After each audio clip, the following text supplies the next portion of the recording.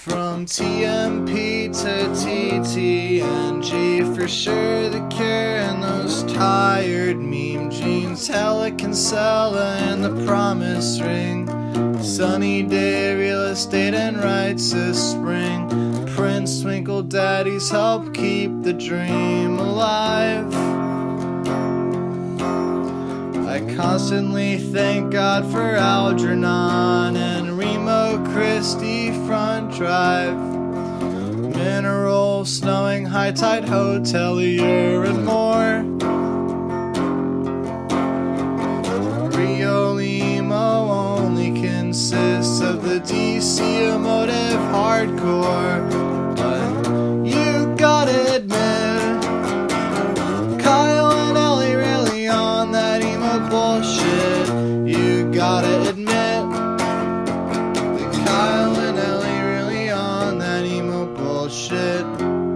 Have you heard the tired and disavowed lonely word?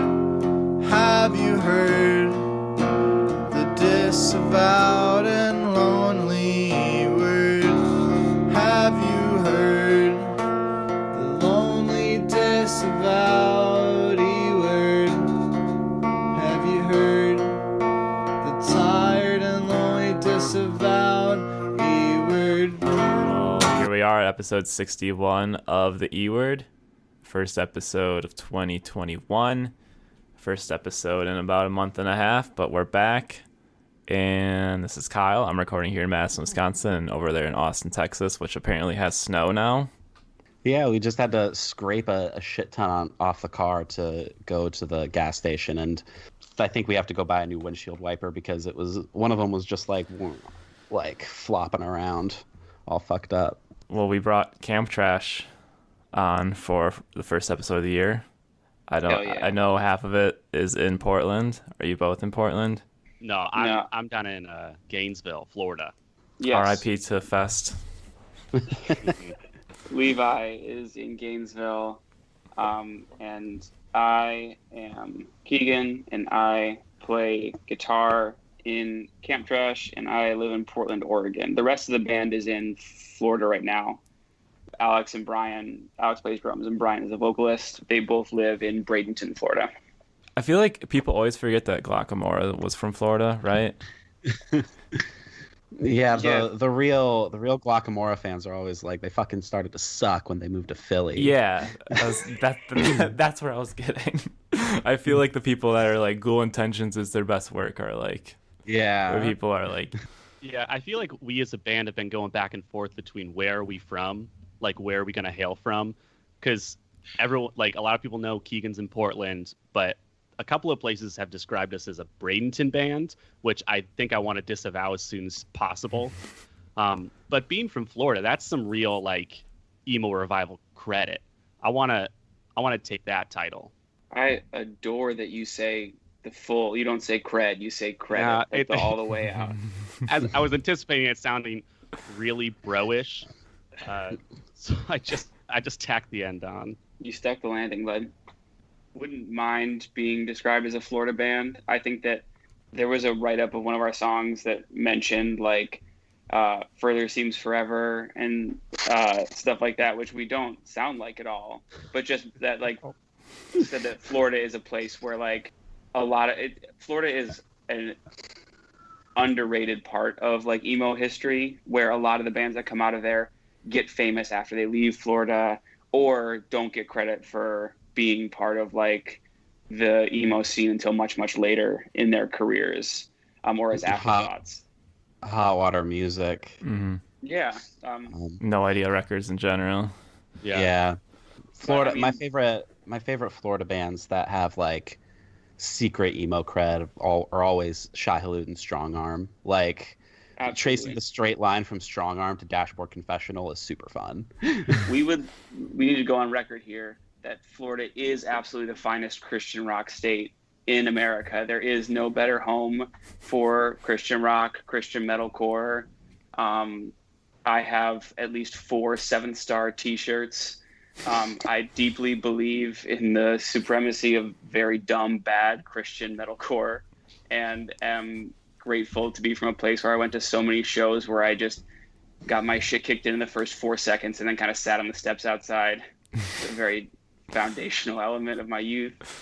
But, you know, as much as we love Florida and the bands from it, right now Bradenton's most famous for being the home of that dude who got arrested for stealing the podium out of the Capitol building. So, Wait, that's where that guy's from?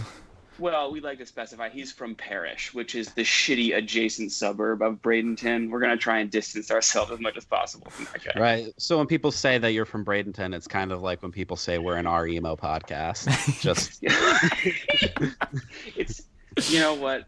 Saying any more would be unfair to the good people of our emo or of Bradenton, Florida. So we got to move forward. the good people of our emo. Okay, so before we get into stuff about Camp Trash, just give a little preview of the episode. This is gonna be our 2021 episode. We're gonna talk about records that we're anticipating, things that we hope die off in 2021, or things that we hope happen, predictions and resolutions. Ellie, I mean, everyone really, pardon the absence. I basically lost my mind for 2 months straight and had no capacity to do anything productive. Maybe we can still do a 2020 Album of the Year episode with Tyler. Yeah, we might be able to pull that off. I did like a best of 2020 piece, but I'm sure I've added like 50 albums since then. Yeah. I don't even know if I have a list. I didn't do a list. I just did like a stream of consciousness. Like, here's what I listened to, because I can't fucking like rank shit anymore. I've just like lost the ability. Because what's really the difference between something that's like number 48 and something that's 39? Like, An Adderall it's minuscule. The difference is the prescription for Adderall. That's the difference. Oh, I- I've taken to ranking albums in those like grids, like people do their 5x5s. Ugh. Because it lets me like do it visually and not by like 1 through 25 or something. It's way more fun. It's funny you say that, Keegan, because I took an Adderall before recording. I always like have Adderall and like a little vape pen and like some caffeine when we record, or else my brain feels like it's like literally underwater. That's the podcaster's breakfast, baby. Yeah. But the other thing at the top, R.I.P. MF Doom. Yep. That's- R.I.P. Capitalize that shit. Mm-hmm. You said you were literally listening to Food like that morning, right? That morning I was driving around, dropping my partner off at work, and that's what was playing. And then 2 hours later, Pitchfork, 10 minutes ago, R.I.P. MF Doom. Absolutely fucked. Okay, and the thing that I've been kind of thinking about is like MF Doom is probably the most popular he's ever been, like right now, or like as he passed away. Yeah, it's crazy because like he's just been like one of like the 5 main go-to like underground rappers like for the past like 20 years straight, essentially. And that sort of credibility just kept like stockpiling until the point where it kind of like has reached its absolute zenith now, and I think it's only going to grow like over the next decade, because it's unreal like how influential his rhyme schemes were. It's just gonna be it's gonna be weird seeing people kind of copy paste his takes on culture and pop culture over and over and over again, and know that it came from this specific place, and knowing that he's not going to be around to like subvert it anymore. I think like Tyler the Creator, Earl Sweatshirt, like that style and flow, and like, you know, I think like Earl Sweatshirt's rhyme patterns and everything all can be traced back to MF Doom. And outside of Wu-Tang, I don't think any rapper's done more for like comic book nerd visibility in hip hop. yeah, I think that Craig Jenkins, who's, you know, a genius and a tremendously compassionate writer, which we have too few of, talked about how, I don't know if this was something he wrote or this was something that we were talking about, but he was saying that a lot of times that like white writers especially kind of erase how much nerdery there is in rap music to begin with, how much of it is lore and like minutia, and how vital that is to the genre. And MF Doom made that all very literal and made that all part of his iconography. And I think that literally no one has ever done it as well or will ever do it again. Like in 2.5 years, from like 03 to 05, he like invented, perfected, and put the nail in the coffin of a genre of comic book rap. Like he just like showed us what it could. He showed us what was possible. He then achieved everything that was possible in an incredibly short run. And it is just one of the people that will never have a similar voice. We'll have people that are influenced him by him forever, but we'll never have a voice that's similar. Yep. Yeah, I mean, he had like a lot of albums, like in underground shit, come out before we even like knew who he was too. So that's like another part of it. Yeah, KMD and all that shit. Yeah, like there's literally pictures of him and like Tupac. Yeah. Yeah, it's like the most rewarding deep dive when you're like in college or whatever, and you hear food, and you just like pull up the Wikipedia article or whatever. It's an incredibly eventful and tragic and triumphant career. It's just singular in every way.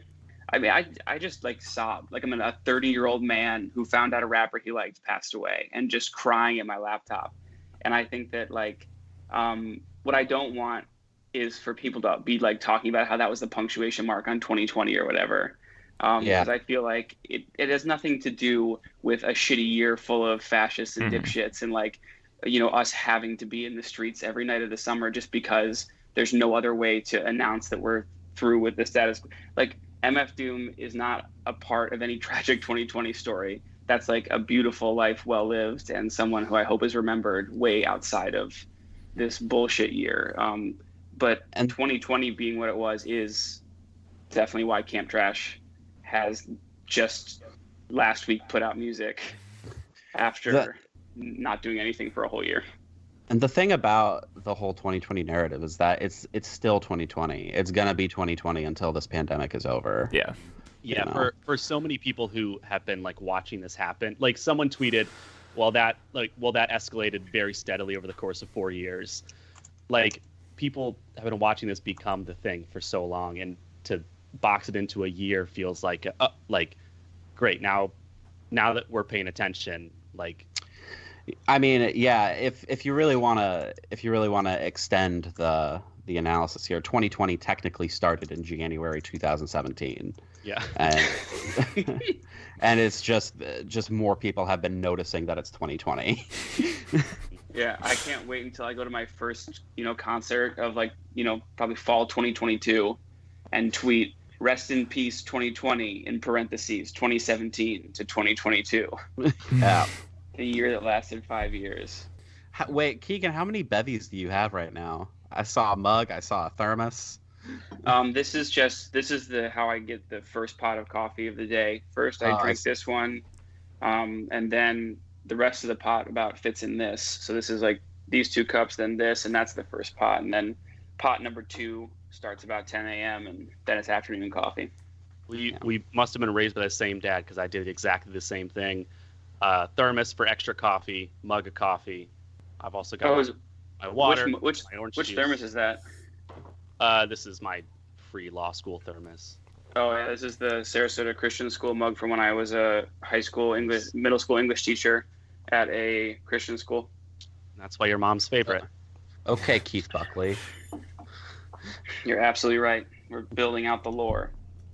So talking about Camp Trash properly here, I started off by saying that most Twitter personality or music writer bands suck, and I'm glad that this one doesn't.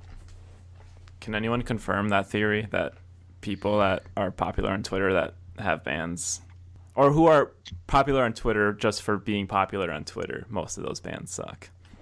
I mean, you brought up United Nations, Jonah. I don't know if it's pronounced Bayer or Bayar. I've heard multiple pronunciations. I think it's Bayer of it. because his sister's on SNL. Yeah. The crazy thing about Jonah Bayer is that yes, United Nations is really good, but I think Jonah Bayer himself is kind of shitty. I like that podcast that he was doing.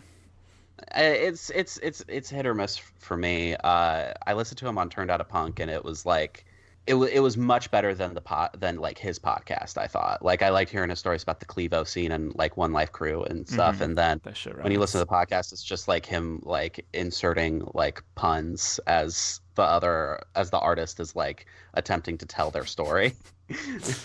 Jonah Bayer, please come on the E word. We're putting out the Jonah Bayer bat signal. I think that everything that's been written about Camp Trash has mentioned my extremely active Twitter presence, which Yeah. I feel is a deeply shameful mark against the band. Like, Camp Trash didn't begin as like an internet project. Like, the singer Brian Gorman has had a Twitter account since 2013. He's used exactly 4 times, and one of them was to tweet at a party in Gainesville in college when I disappeared to go hook up with somebody. He looked around, couldn't find me, and instead of texting me with his phone that he was holding, he logged onto Twitter and sent the tweet, "Keegan Bradford is a piece of shit, man. He's gone for real." So most of the band is not very like online at all. Well, yeah. I mean, it sounds kind of shitty to be like, okay, Keegan, this is your band, and Yeah. this is why people have heard of the band at this point. But it's also like, Well, we're gonna get into you- this later, but you kind of the notoriety comes from like the everlasting mystery of whether or not Camp Trash was a real band in the first place. yeah. Yeah, I think that what we can definitely say about Camp Trash is Camp Trash got online well before we had anything to release or promote. We recorded the EP in January of 2019 or 2020. God, how many years has it been? How many years was 2020? We played a show over like Christmas break, essentially over the holidays in 2019 with Worst Party Ever, just before they were preparing to release their EP here online. Levi and Brian and I had played in a band for several years, for a long time, called Friendship America, which was just a project that we played in whenever I was home from college. Did not take it very seriously. Recorded exactly, I think, 4 songs in the living room of Cameron's parents' house. Cameron of the band Farseek, who lives in Ohio now, but grew up in the Florida area with us. And so it was just a very chaotic project we played whenever I was back in town. So we played a show with Worst Party Ever, which was the last Friendship America show and the first Camp Trash show. Like, ending the goofier project and kind of officially starting our taking it more seriously, or the project we were more excited about carrying forward. And it went really well and was so much fun that afterward we decided we would just keep doing it. Yeah, we had flirted with Brian's like really good songwriting for a while in Friendship America, and it became clear at the end of Friendship that like we're now taking songs that could be actually made into a real like cohesive project, and we're just kind of putting them on this band that we don't take very seriously.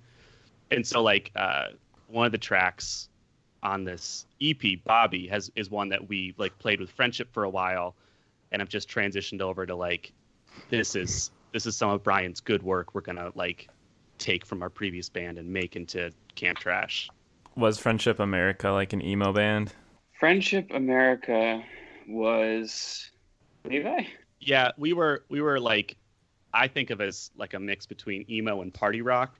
All the songs were written more or less like in 15 minutes. Like, Yeah. we would get together the day before the show, and then we would play the songs we had, and then any idea we had, we would try and hammer it out in 15 or 20 minutes. It was heavily Jeff- Tiger's Jaw influenced. Oh, okay. Because Yeah. you said emo and party rock, and I was gonna say I would love to hear like emo Andrew WK. Like that would be the shit. I think that live it translated more like that because we practiced in our drummer's bedroom without any mics, and to record demos we would in the olden days you had a click wheel iPod with a little voice mic you would plug into the bottom, and we'd tape that to the wall of his bedroom with masking tape, and then we would record that way. And so when we played live, we had written all the songs by screaming all the lyrics because we had no mics, and so we just played that way also. And I All of think us that we singing were- them at the same time. I think we were very jarring and potentially disturbing to see perform live. So I guess like when Camp Trash started, like how active of a band were you guys? Because it sounds like the other band was sort of like whenever we can get people together. So like at what point were you like, we need to focus on Camp Trash? Like in the very beginning, Brian and I became friends in high school. He had moved to Florida from Michigan, and I had moved to Florida from Buffalo, New York. Both of us right about like kind of at the start of high school. And so we met through like a group of friends down there through a mutual friend group, and started at the time a Christian rock band that I called Last Place Victory. Would have been one of the all-timer Christian rock names if we'd ever, really taken off, played more than the church halls. But I went away to college in Virginia, and Brian and I would write songs by sending voice memos back and forth, just, emailing stuff we'd recorded on our phones. And then when I came back down to Florida, Brian and I would just spend all day driving around, playing songs in parking lots, like just doing Florida shit. So that turned into Friendship America, and then we recruited Levi to play bass in it. At the time, Levi was going to high school with Andy from Worst Party Ever. And then Cameron, who I mentioned, is in Farseek, which is a tremendous band and a very cool and singular band, was in a band called Betterment. Mike, who plays drums in a band called Snacking Now, was also in literally every band. I believe he once had a 6-band bill that Mike played the drums for every band. Christ. And it became this like very, very tightly knit, very involved, very welcoming, like local music scene in the Sarasota Bradenton area. That was just everybody playing in garages and coffee shops and bars and storage units and stuff. Friendship played whenever I was in town. So we played over the summer, over winter breaks, and we never like recorded much or toured in any sense or played outside of Sarasota beyond the one Orlando show we played, not at Will's Pub, but at the like much shittier dive bar next to Will's Pub, where some guy came up and took my beer off the amp while I was playing. And I was like, wanted to stop him, but could not because I was in the middle of a song. And so that was just like a very ramshackle chaos band. Camp Trash played a couple of like house shows and stuff, mostly as an acoustic band, again, when I was kind of in town. But after that show in 2019 with Worst Party Ever, we had a lot of fun and also realized, like Levi was saying, that Brian was writing really cool songs and we had not given it the time or effort it had needed, mostly because we thought like there's not really a point. Like we can't tour, we can't do too much. Brian and I are, old dudes, either 30 or heading into 30, and it's just not really like we're gonna like get back out into the basement show scene successfully and be like, hello, fellow kids. But we were like, we really like the songs and we want to like not sell ourselves short by not trying to record the songs with some like a decent quality and get like something out there for people to actually hear our music and not just be something that we perform live. So like Camp Trash hasn't even like played many proper shows. One proper show. A single proper show. Because all the other sick. shows that Camp Trash played was Keegan and Brian doing an acoustic set in the middle of a Friendship America set. We would stop the full band. They would tune up their acoustics and start playing, and then we would go back to the full band thing. Yeah, it was like the Mountain Goats. The band would leave. We'd do a couple tunes. Then we was like, bring the band back on out. Which is we didn't leave. We just sat there and watched you. I mean, that's some real like Florida shit, like Dashboard Confessional playing in between fucking hardcore bands. Mm-hmm. Yeah, I think that with the completely off the wall and kind of head scratching comparisons that the Camp Trash sound has drawn so far, I think the Dashboard's probably inevitable, right? Somebody will say Dashboard before too long. Because it's very catchy. I think that's like the really only the finger touching moment there. Yeah. I was so taken aback when the Eve 6 guy pointed out the Built to Spill influence, because I feel like it's buried really deep in there. Just surprised someone identified it. The Eve 6 guy, I've seen people say that like the Eve 6 Twitter renaissance feels like calculated, but it doesn't to me at all. It just feels like he was like, fuck it, I'm just going to start tweeting from the heart. Yeah, and right. Like the Smash Mouth guy, right? When they started just like tweeting fuck conservatives like a lot, that just felt like someone getting online and just having something to say and had a big account to do it. Yeah, Eve 6 is like the light side twin to the Trapped arc, I feel like. Yeah, like Like we a had to sine kind of- wave. we had to kind of vanquish the Trapped guy before Eve 6 could enter the world. There was like an arc to this. I think that the Eve 6 guy is the hero we deserve in these times. Was clearly posting on a private account or something, like came in with the vocabulary, so everyone's like, it's a plant, it's someone tweeting for Eve 6. I was like, why would Eve 6 hire a teenager Yes. to tweet for them? They don't have anything to promote right now. I think that guy's like sober now, right? Yeah, I fully Yeah. believe that Eve 6 is like honorary Zoomer emo. Like, Yes, it's just massive sober guy energy. He's got Yes. all the energy in the world. He's got a ton of thoughts. He's got nothing to do with him trapped at home. And that guy's posting, and I don't think there's many other people posting at that level right now. And I think we should just appreciate this wave until he, tweets something regrettable. We just got to ride this out. I only know about Eve 6 Twitter because Blink-155 Josiah hates it. I don't know what he's posting. I haven't looked at anything. Like, what is it? I think I think feel like Josiah Eve 6 is- Josiah hates it because the Eve 6 guy is just kind of doing Josiah's shtick. I was going to say, I feel like he's treading a little bit on the Blink-155 bit. I feel like there's plenty of tweets where it could have come from either account, which Really? it may be the source of the... He's like he's like shit posting. Yes, he's Oh my fully favorite- shit posting. I would say my favorite Josiah Twitter moment as of late is when Funko Pops was like talking all this shit about like the Capitol and just like saying fuck conservatives, and Josiah like ironically replied, please keep politics out of Funko Pops, and everyone took him completely at face value. Speaking of musicians with fire Twitter, someone tweeted like a little comic that was like these two guys having a conversation. One guy says, "I support free speech, just not hate speech," and then the other guy replies, "I support physics, just not gravity." And Varg fucking Vickerness responded, "Gravity, as described today, is actually not supported by any real science. Just saying." The weight of that dunk to call into question the foundation of our understanding of physics, to undermine the stupid point that other tweet was making, is beautiful to me. I think Varg Vickerness is actually the poster child for Twitter personality with shitty band. Yeah, I don't think we need to say anything more about that. I think that's perfectly said.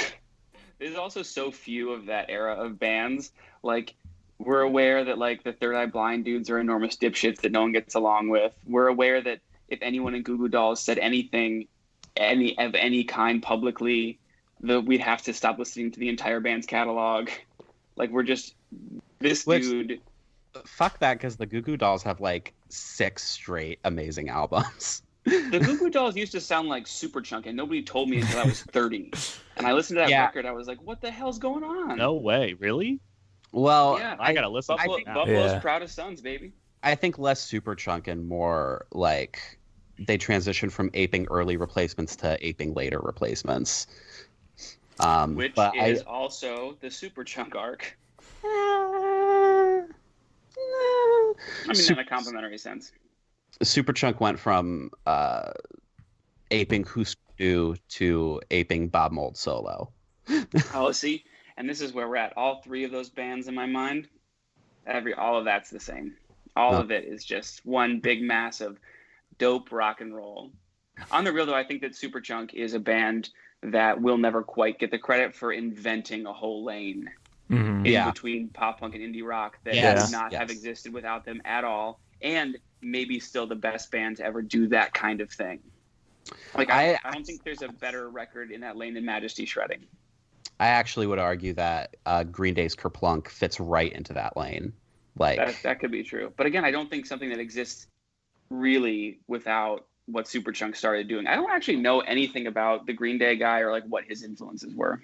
the Green Day cats have weird influences because they actually like started out like way more weird, like having way more weird and obscure influences, like beyond just like Husker Du and the Replacements. Obviously, they were big fans of like weird Gilman hardcore, like then Dookie came out and they like became way more straightforwardly punk, which I think is super funny. That when they sold out, they became like a way more conventional rock band, or like more conventionally hard, actually. Like Insomniac is heavier than anything they did like when they were indie. So back to Camp Trash. So how did you guys? How was Counting Lucky Stars an option? Oh, Count Lucky Stars.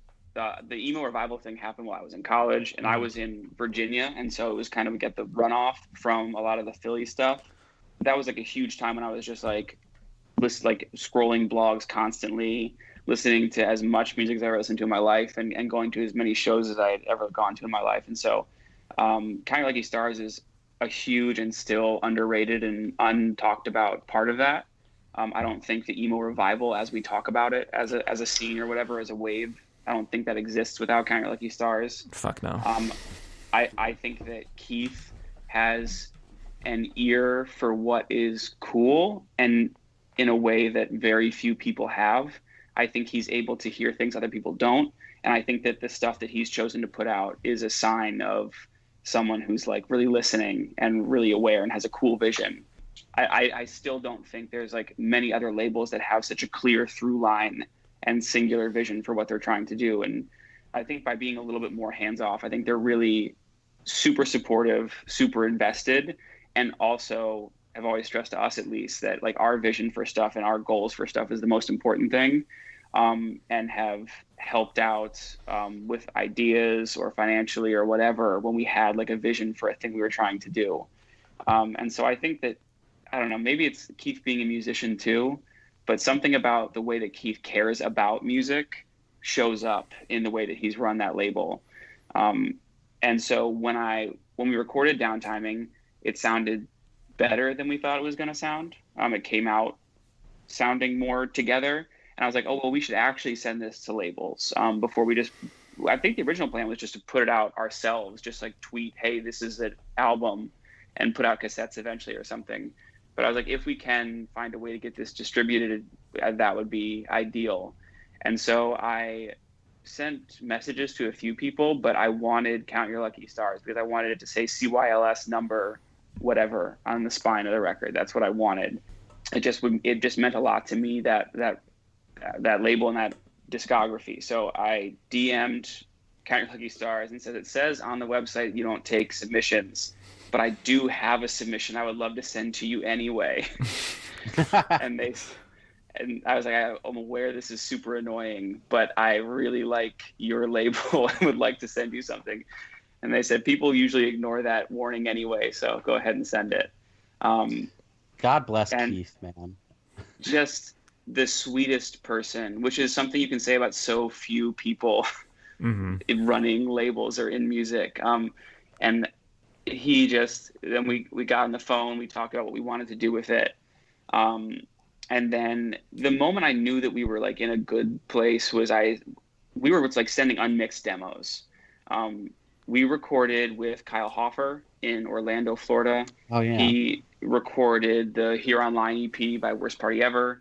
He recorded the forthcoming Snacking EP, which you'll hear more news about next week. Brooklyn Vegan 8 seconds ago accidentally tweeted out the new song and promptly took it down. It's coming out next week. So when you hear this podcast, probably Snacking will have already announced that. But he's all here, and he mixed and engineered the last those See-Through Person songs that just came out, and has recorded more stuff with them that's coming out. So we liked what Kyle was doing, and so we recorded with him while I was in Florida over the holidays. But then Kyle abruptly had to leave Florida for a month-long internship. And so he didn't even have time to finish like mixing the songs really. So I was sending out raw, unmixed files to labels being like, it'll sound cool someday. And Keith liked it. And so he said that we could go ahead and try working on a Count Your Lucky Stars release. But I knew we were in a good place when I sent him the masters. And he called me and he said, I actually think this is too good for us to just do a cassette. He said, it sounds great, and I think it should be on vinyl. Shit.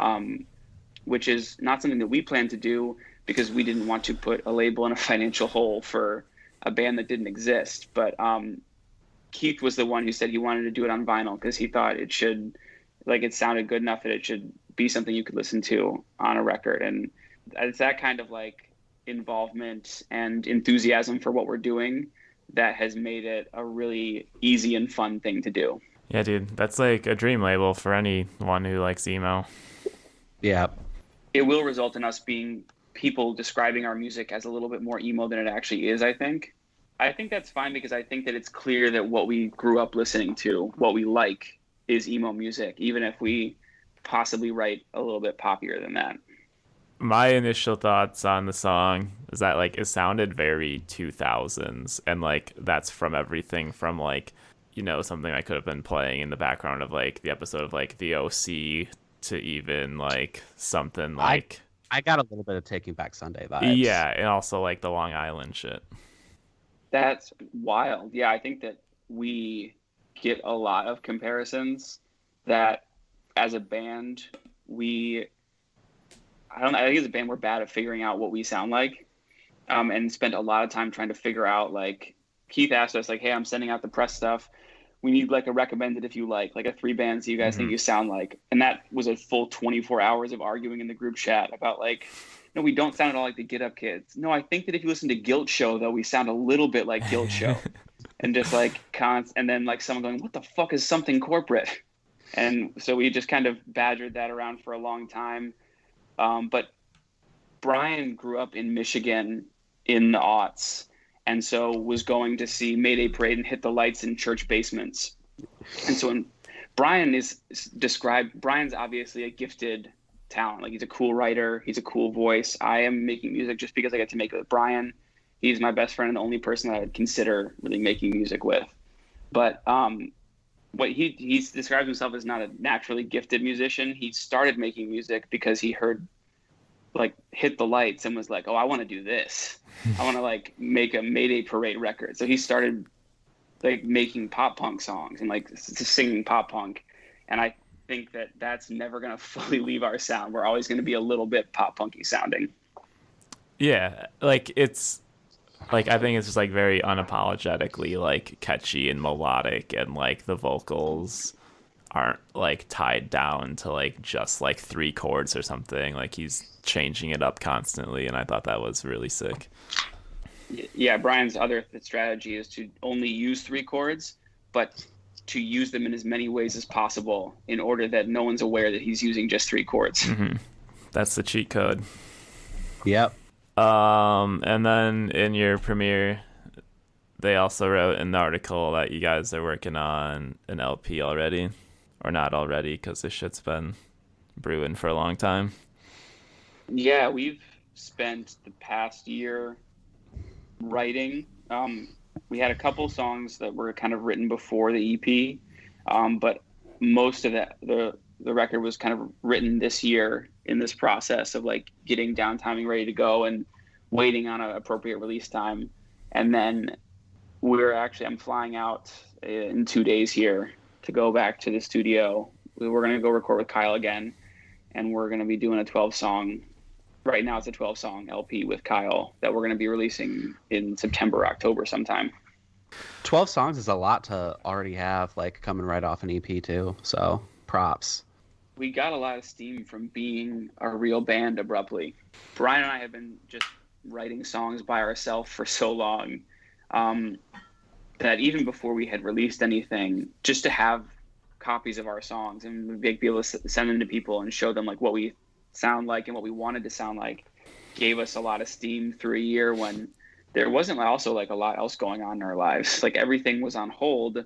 The one thing we had was like working on these songs, like this kind of like, I think immediately after recording the EP, we were like, this is to document these songs that we love, songs that we played, and songs that we want to like use to introduce ourselves to people.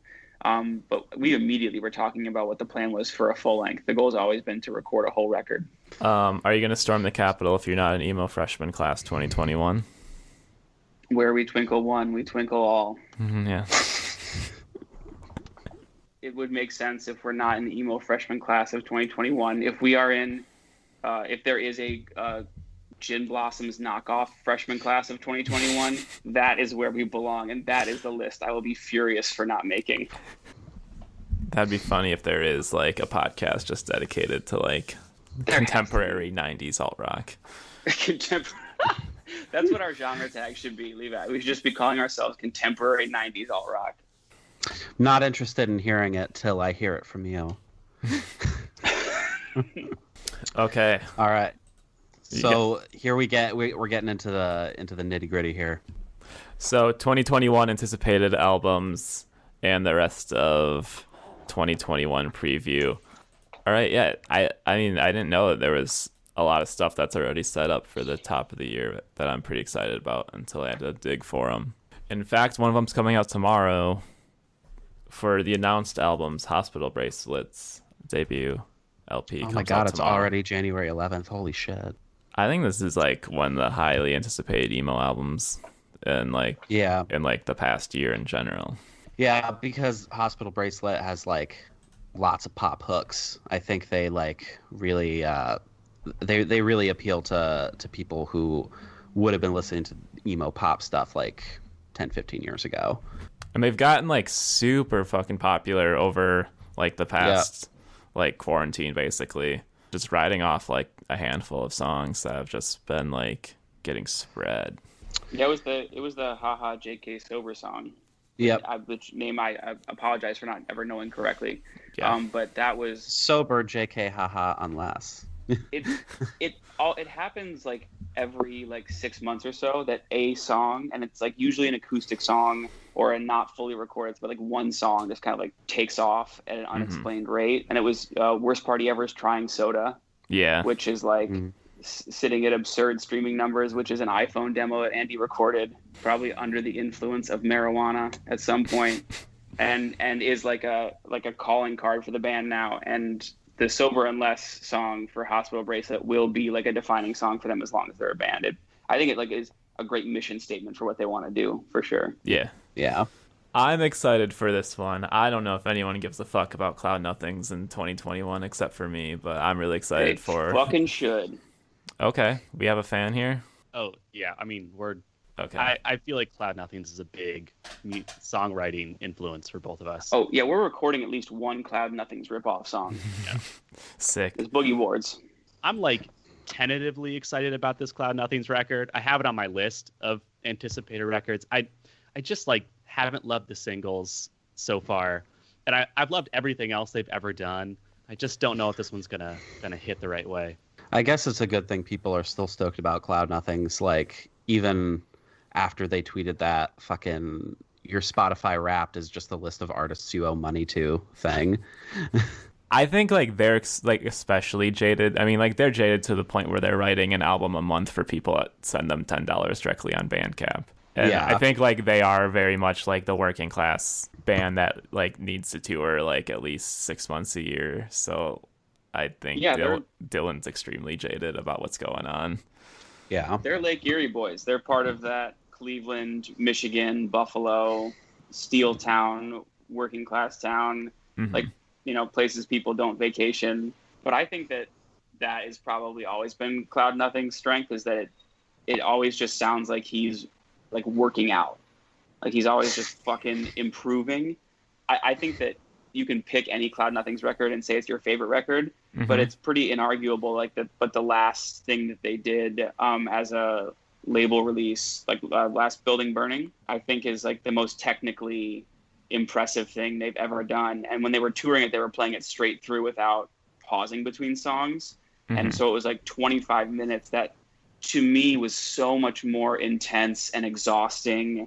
Like I've watched hardcore bands play that sweat less, and that it was like the most visceral and aggressive 25 minutes of music.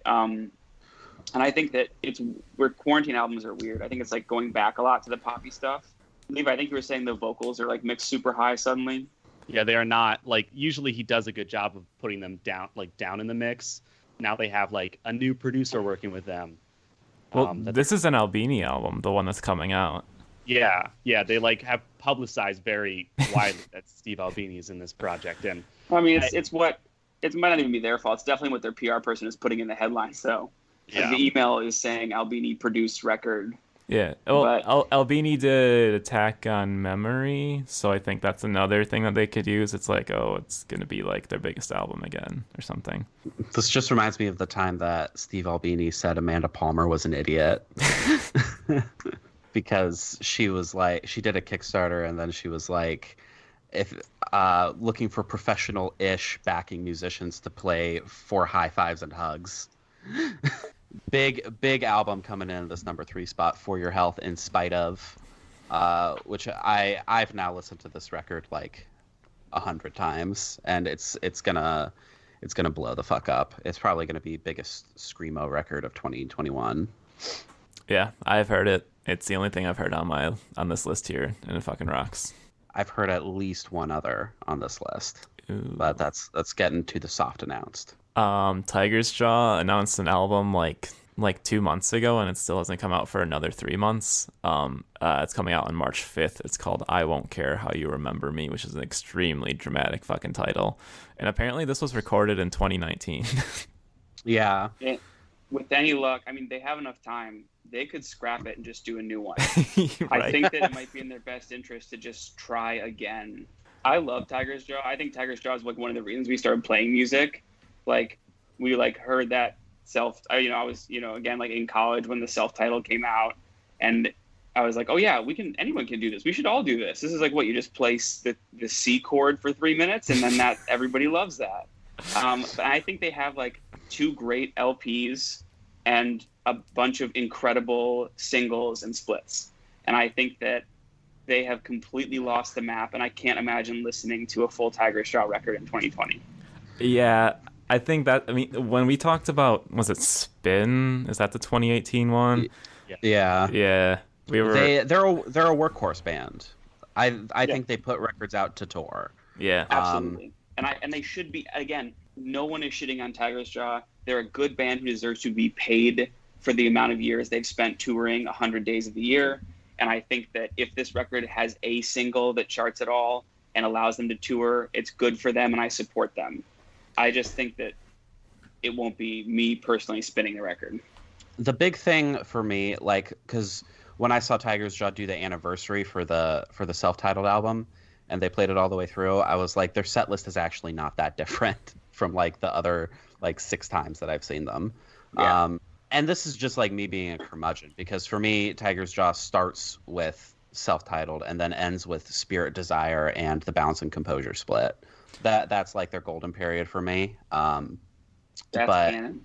it's not that their albums are even bad. It's just they don't like have that, like, they don't feel as personal as they used to, I guess, as intimate. I feel like this has been said a lot about them, but whenever Adam left the band, it just feel like everything, like, it was gone for me.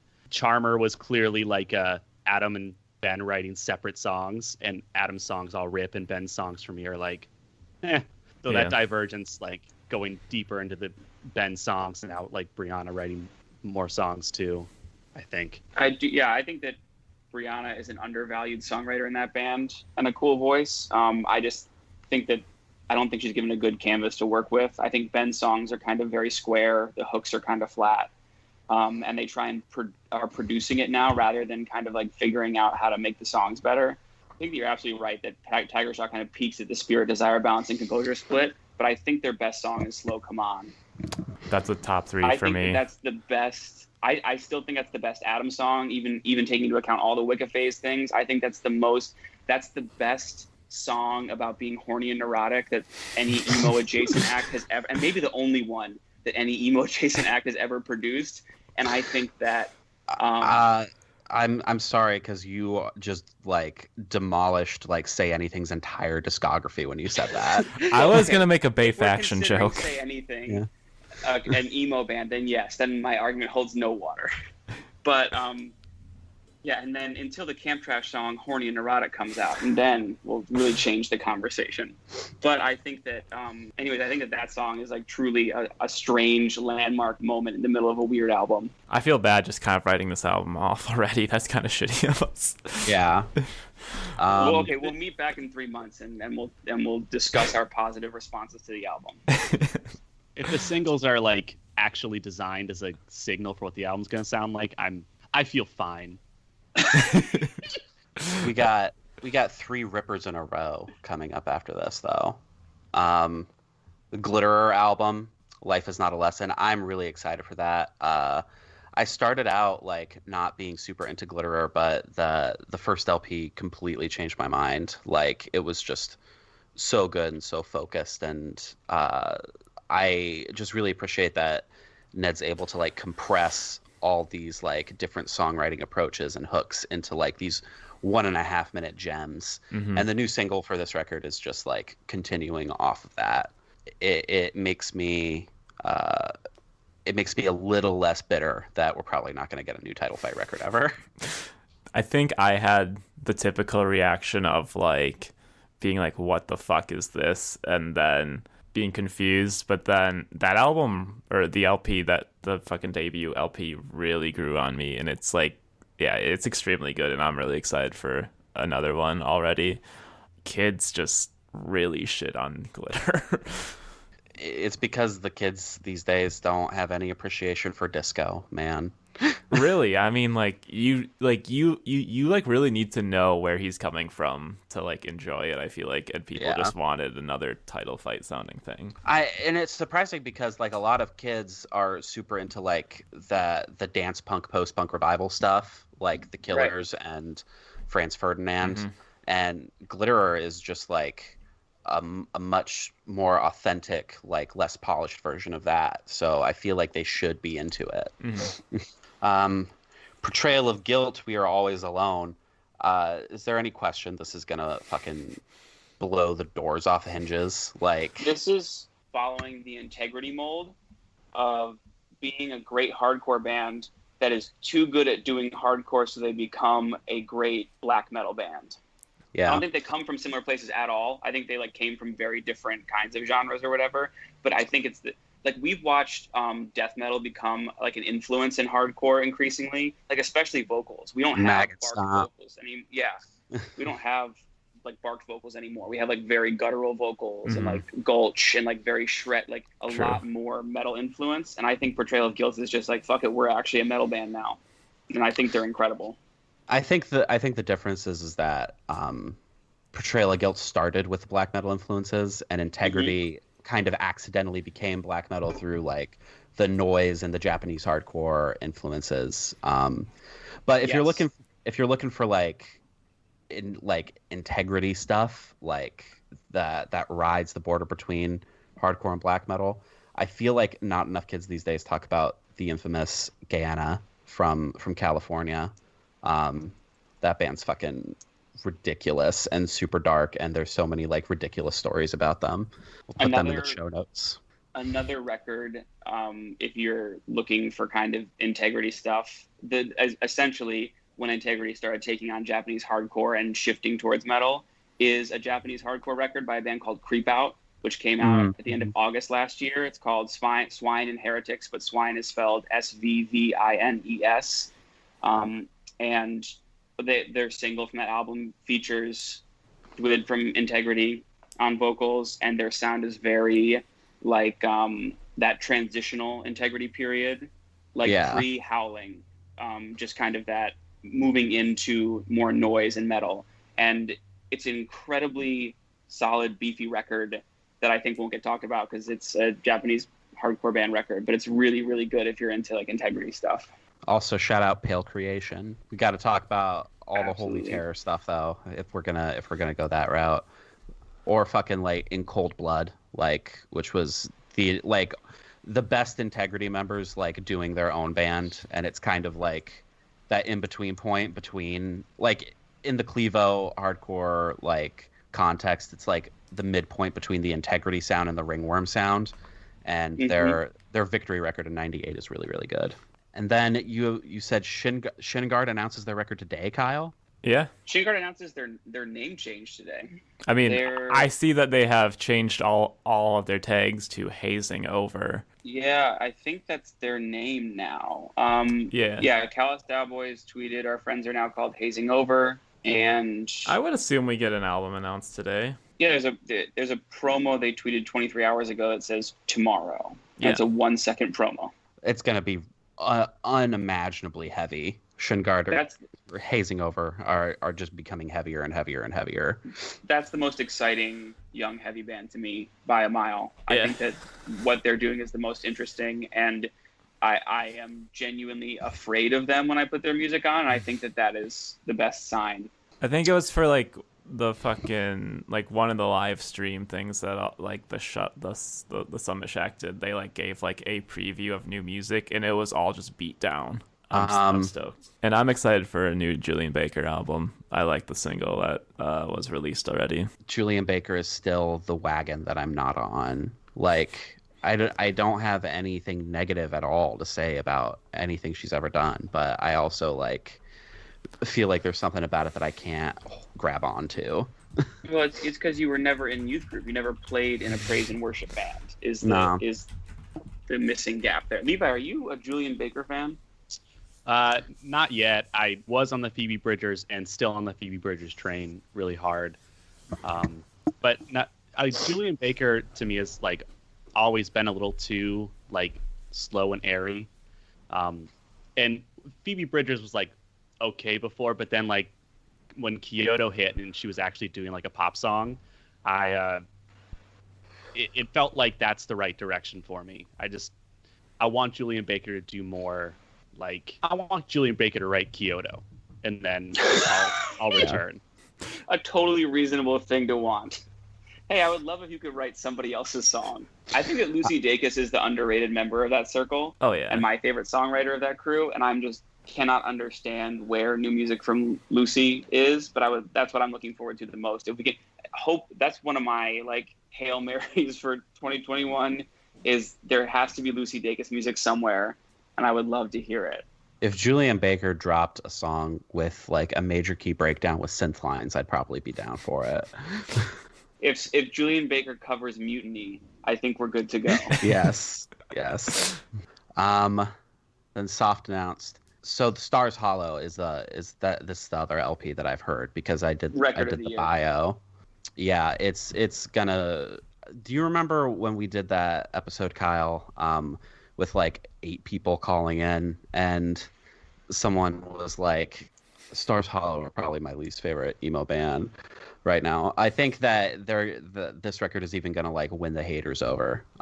It's just like, it's so fucking polished. It was done in 2019 and they've just been like putting finishing touches on it. And Tyler, like for once, like has a couple moments where he sings instead of screaming, and it works like phenomenally well, like way better than I ever would have expected it to. And there's everything that they're doing is just like multiplied by 10, unwavering commitment. And I'm really, really stoked for people to hear it. It's that like shouty emo thing. It's not hardcore, but it's definitely like harder than what people think emo music is now. Mm-hmm. They're the only band doing it in a way that is interesting. And they're, I think, like the most essential emo band going right now. Yeah, this is without a doubt my like most anticipated album of the year. Like, I think people like pay lip service now to Algernon Cadwallader, but Stars Hollow is the only band right now in that lane that has Algernon's intensity. Yes. Yeah. People think that people remember the oddball poppy parts of Algernon, which is not what anyone who saw them live remembers about them. Yes. Everyone who saw them live remembers the fact that they have a really alarming and disconcerting intensity. Yes. Up next, Awake But Still in Bed. Speaking of alarming and disconcerting intensity. yeah. This band just like makes my like knuckles turn white every time I listen to them. So the new EP is fucking stellar, and I can only imagine it's like a preview of what's to come. I think it was on their Bandcamp. They wrote like, these are songs that didn't fit into our projects, meaning there's multiple things that are in the can. It makes sense because it's now been like 3 years. Yeah, that album's anniversary, that 3-year anniversary is a few days ago. Yeah. That's wild. One of the best parts of Fest this last year is we were like running from one show to another, and then I got diverted into some bar, coffee shop, something. And then there was an impromptu Wake But Still in Bed acoustic set with like 20 people, and which is the most fest thing ever. Like everyone like, we got to go to this random place. Someone's going to play an acoustic guitar. And then it actually ruling is the most fest thing of all time. That's like not a thing you want to be sidetracked into, but it was really tight. Yeah, my favorite Awake But Still in Bed memory is their acoustic set at South by Southwest, where Shannon was like, Ellie is here, so I'm contractually obligated to play Floor. And I'm pretty sure every song on the new record is going to be as good as Floor, so it's like 11 out of 10. I think my experience seeing Wake But Still in Bed live is funny because I saw them play a house show that probably should have only had 20 people for any like legal limit of capacity, and then seeing them in a big ballroom with Joyce Manor and Saves the Day. Yeah. Could not be any different. Shout out that record, 10 years today. Yep. Jail Socks LP1 has been recorded, and I would hope it comes out this year. Jail Socks, if you are listening, if you know Jail Socks and are listening, someone send me that fucking record. I want to hear the record, and no one will leak me the record. I love Jail Socks. I think they are young kids that sing like grown ass folks. That is like a very authoritative presence on record. Yeah. Yeah. The riffs are very authoritative. They can probably do any genre and it rip. I don't think that they're limited to anything. I think that that's like a endless ceiling, like really high ceiling on this potential band. I really am excited for that one. I'll just ask Aiden for the leak. Look, Mama Jail Socks follows me on Instagram, and she won't leak me the record. This is outrageous. Mama, like Aiden's mother?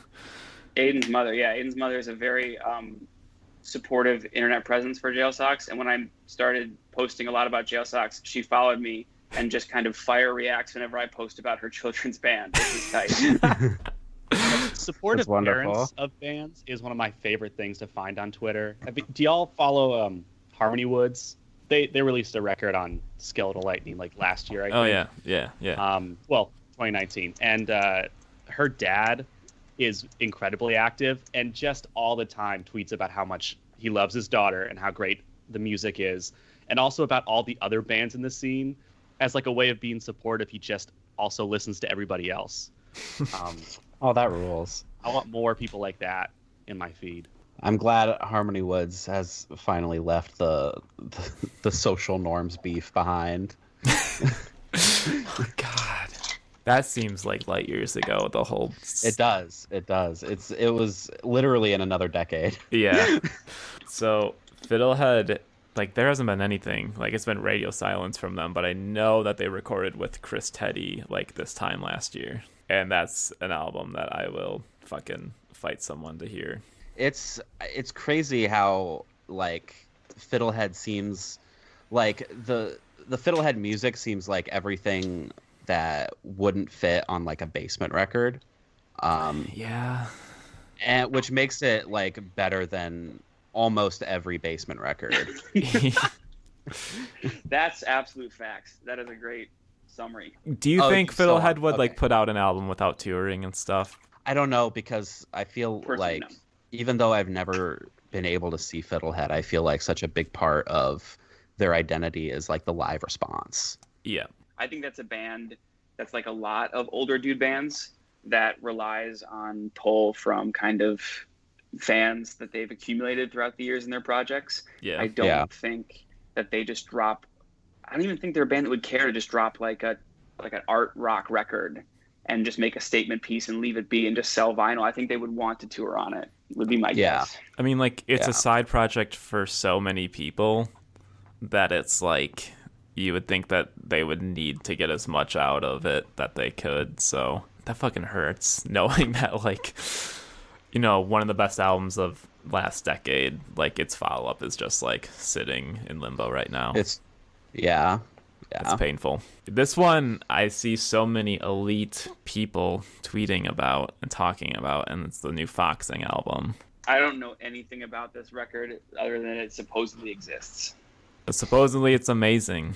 I would love to listen to it and it be like the best thing Foxing's ever done, so that Foxing's manager can can be like, well, if you wanted them on the podcast, you shouldn't have called Nearer My God Ass.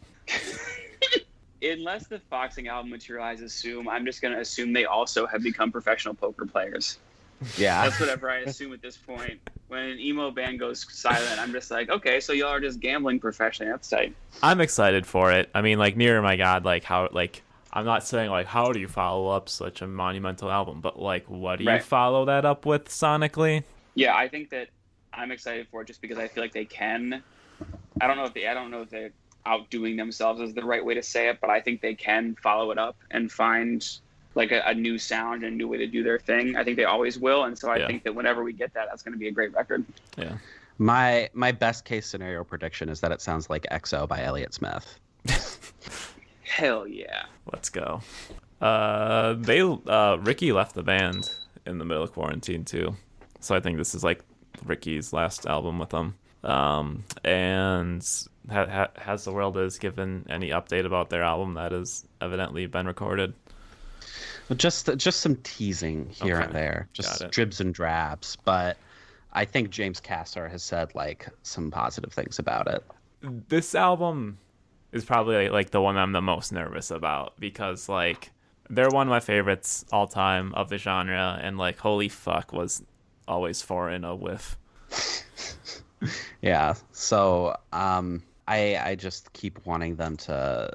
I mean, even if they went back to like the way Harmlessness sounded, I think it would be like fucking stellar. Yeah. But I just want way more density in their sound. Oh yeah.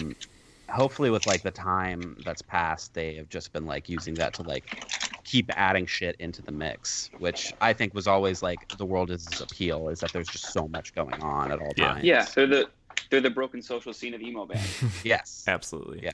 They're a band I've always kind of like. I liked the earlier stuff and bounced off every other release, even though like I like them. I just never. I think it's what you're saying. Like they're not dense enough. There's not enough there for me. So I like them and I move on. I just want them to go back to the Dear Leap EP sound. Yeah. Split sound. Yeah. I love that shit. Nervous Dater keeps getting tweeted about from Counterintuitive. That seems like such like a long time ago since we heard from them. Yes. Which is a shame because that first LP was just so fucking good. Yeah. Like the title track "Don't Be a Stranger" was like one of my favorite songs of that entire year. That band just has like hooks in their bones. Mm-hmm. So I'm stoked. And they're still like underrated. Apparently there's been an Every Time I Die album that has been like done for like since like around the beginning of quarantine. And again, that's a band that like who knows. Did you hear the singles? Wait, so there are tracks that are out now? Yes. Okay. Yes, they put out singles. This is one of 3 albums on the first of 3 albums on this list that I think have like a high chance of being my album of the year or like all together next year. And this is the first one of them. Ungodly good. The fact that they continue to push themselves with every fucking record is like unbelievably impressive to me. I didn't mention this like when you first sent me this, but Converge is also gearing up for a record next year, I think. Well, because they had a song like under like a pseudonym on the Cyberpunk soundtrack, but it's not as good as these Every Time I Die songs. Like in comparison to their past material, it sounds a lot more like the last record, whose name I'm forgetting off the top of my head. I think. And if you have a chance, Kyle, like read the lyrics along with the new Every Time I Die tracks, because it's some of Keith's like most incisive social commentary like ever. Hell yeah. And then all I have to say to that is my only comment is go Bills. That's right. Yeah. Congrats. I don't know. I haven't been following it, but congrats. Oh, thank you. I don't watch football, but I do watch almost every Bills game. I call. I thought you were going to say, but I do watch Nickelodeon. No. And if the game is on they should be on Nickelodeon. All of them should be on Nickelodeon. That should be a service that you can pay for. But yeah, do not watch the NFL, but I do watch every Bills game, and I'm thrilled for all the citizens of Buffalo who deserve it, especially the Every Time I Die boys. My football team is the Raiders. I added Callous Cowboys on here because that LP has been recorded as well. And Yes. it's fucking wild. You've This heard is it?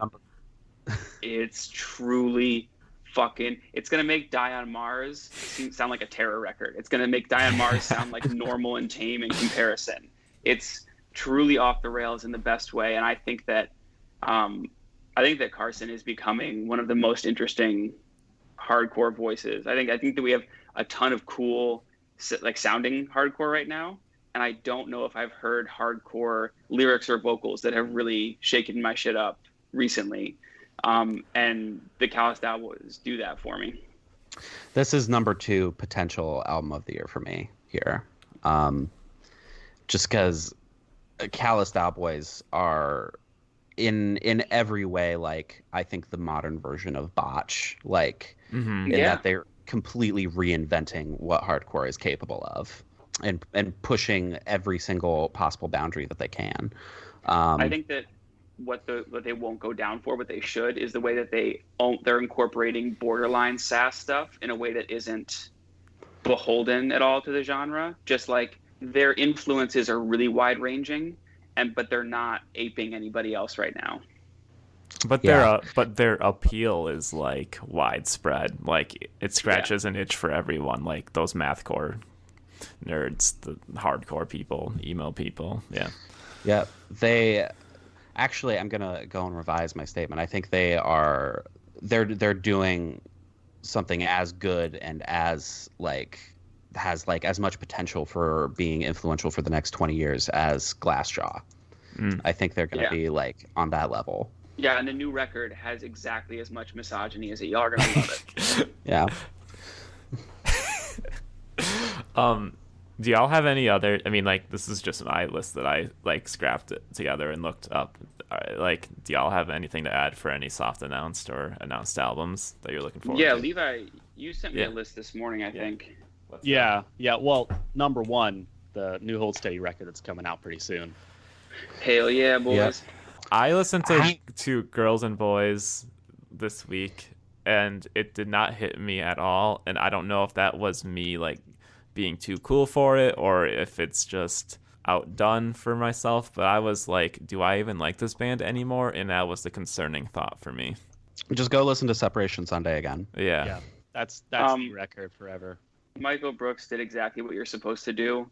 If you're a person who hasn't heard the Hold Steady and trying to get in the Hold Steady, he just tweeted a bottle of liquor and said that I'm going to get drunk and listen to the Hold Steady. And halfway, but somewhere between Separation Sunday and Boys and Girls in America, he had walked his ass to the gas station to buy cigarettes. And I was like, this is how you're supposed to listen to the Hold Steady. You are supposed to dudes rock, pour up, get blasted, relapse on cigs. This is the right way to listen to the Hold Steady. I saw them do.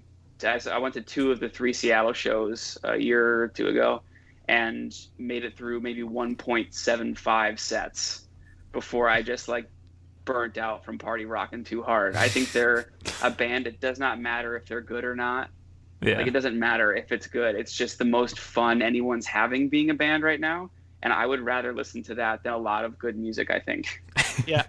I think they're in an era where I think the Mountain Goats are too, where they're just kind of a band that's having fun making music together.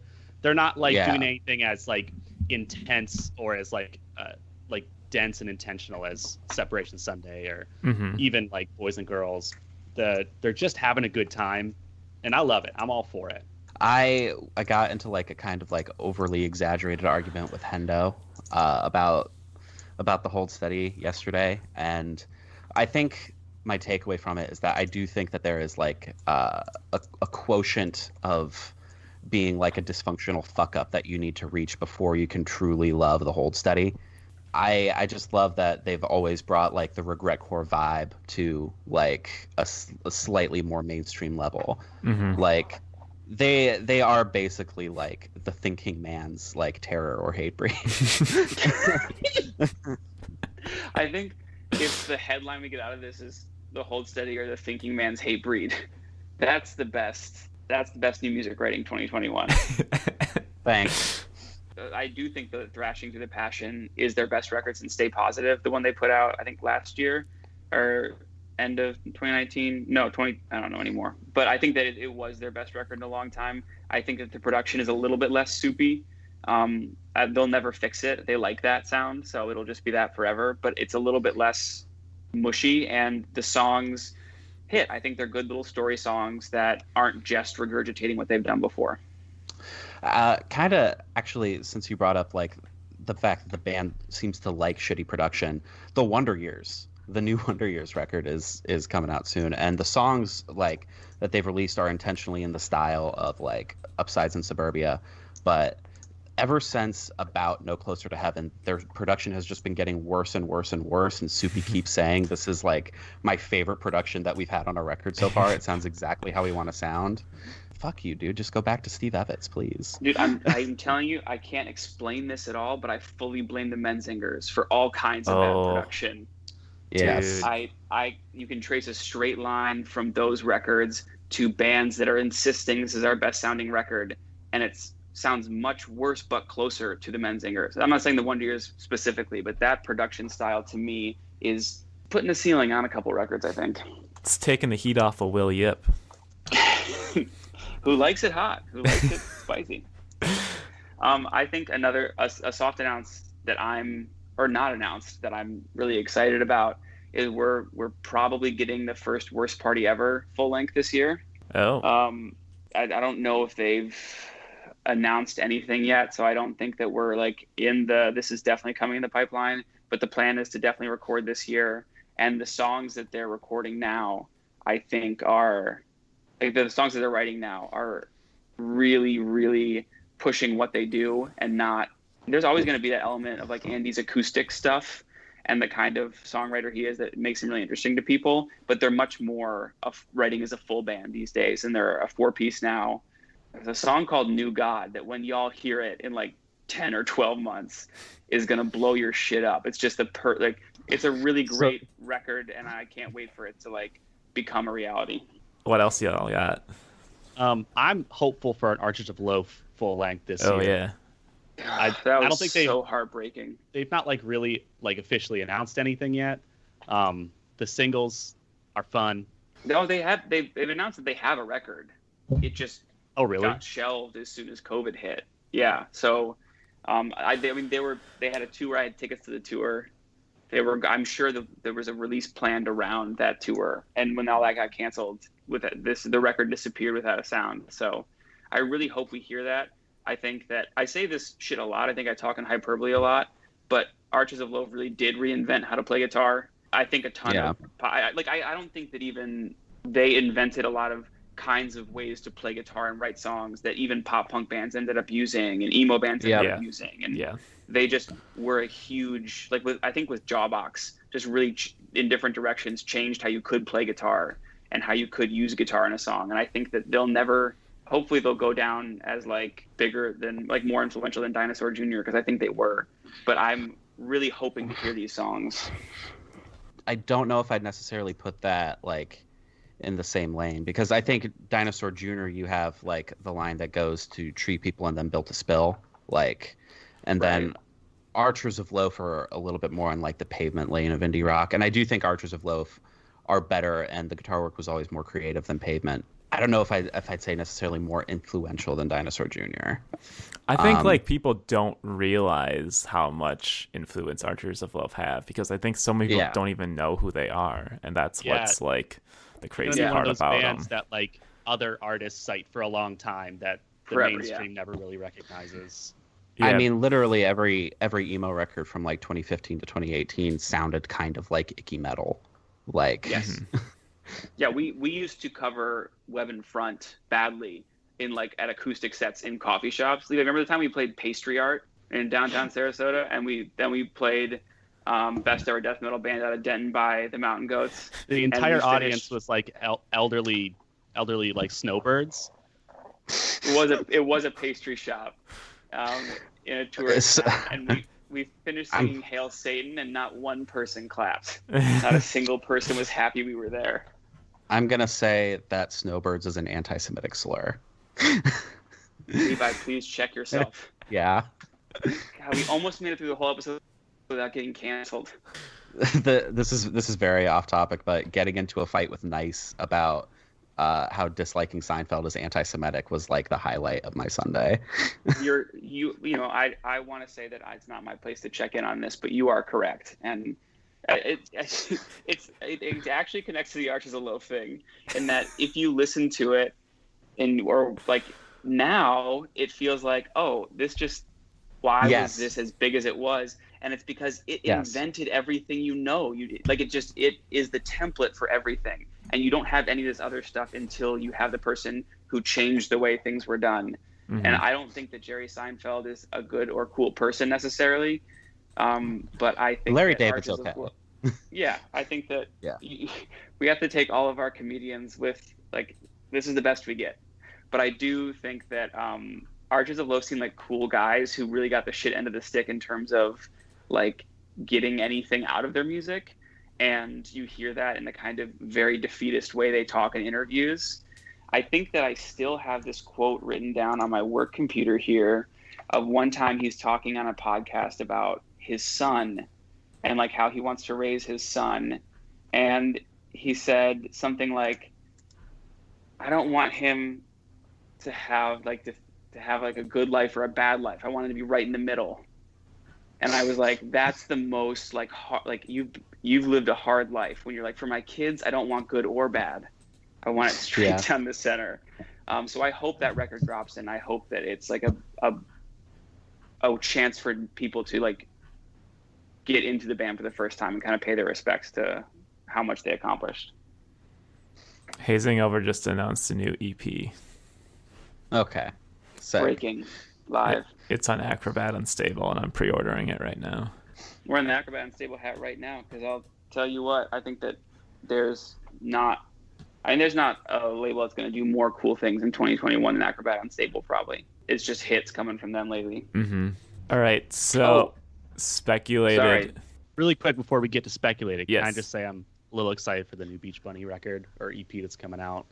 Didn't even know about that. Yeah, I didn't either until yesterday, but it's like 2 days out or something. I've known about Beach Bunny for so long, but the worst thing about 2020 is how often I confuse Beach Bunny with Bad Bunny, like in my head. I will say I like Beach Bunny, but there's not a band that can make me feel any older than Beach Bunny. I'm old enough that Beach Bunny was how I found out what TikTok was. Right. Yeah. Like, this song is going viral on TikTok, and I was like, what's it on the Who's It's? So I think I knew what TikTok was. I didn't understand how a song or something like musical can go viral on TikTok. Yeah.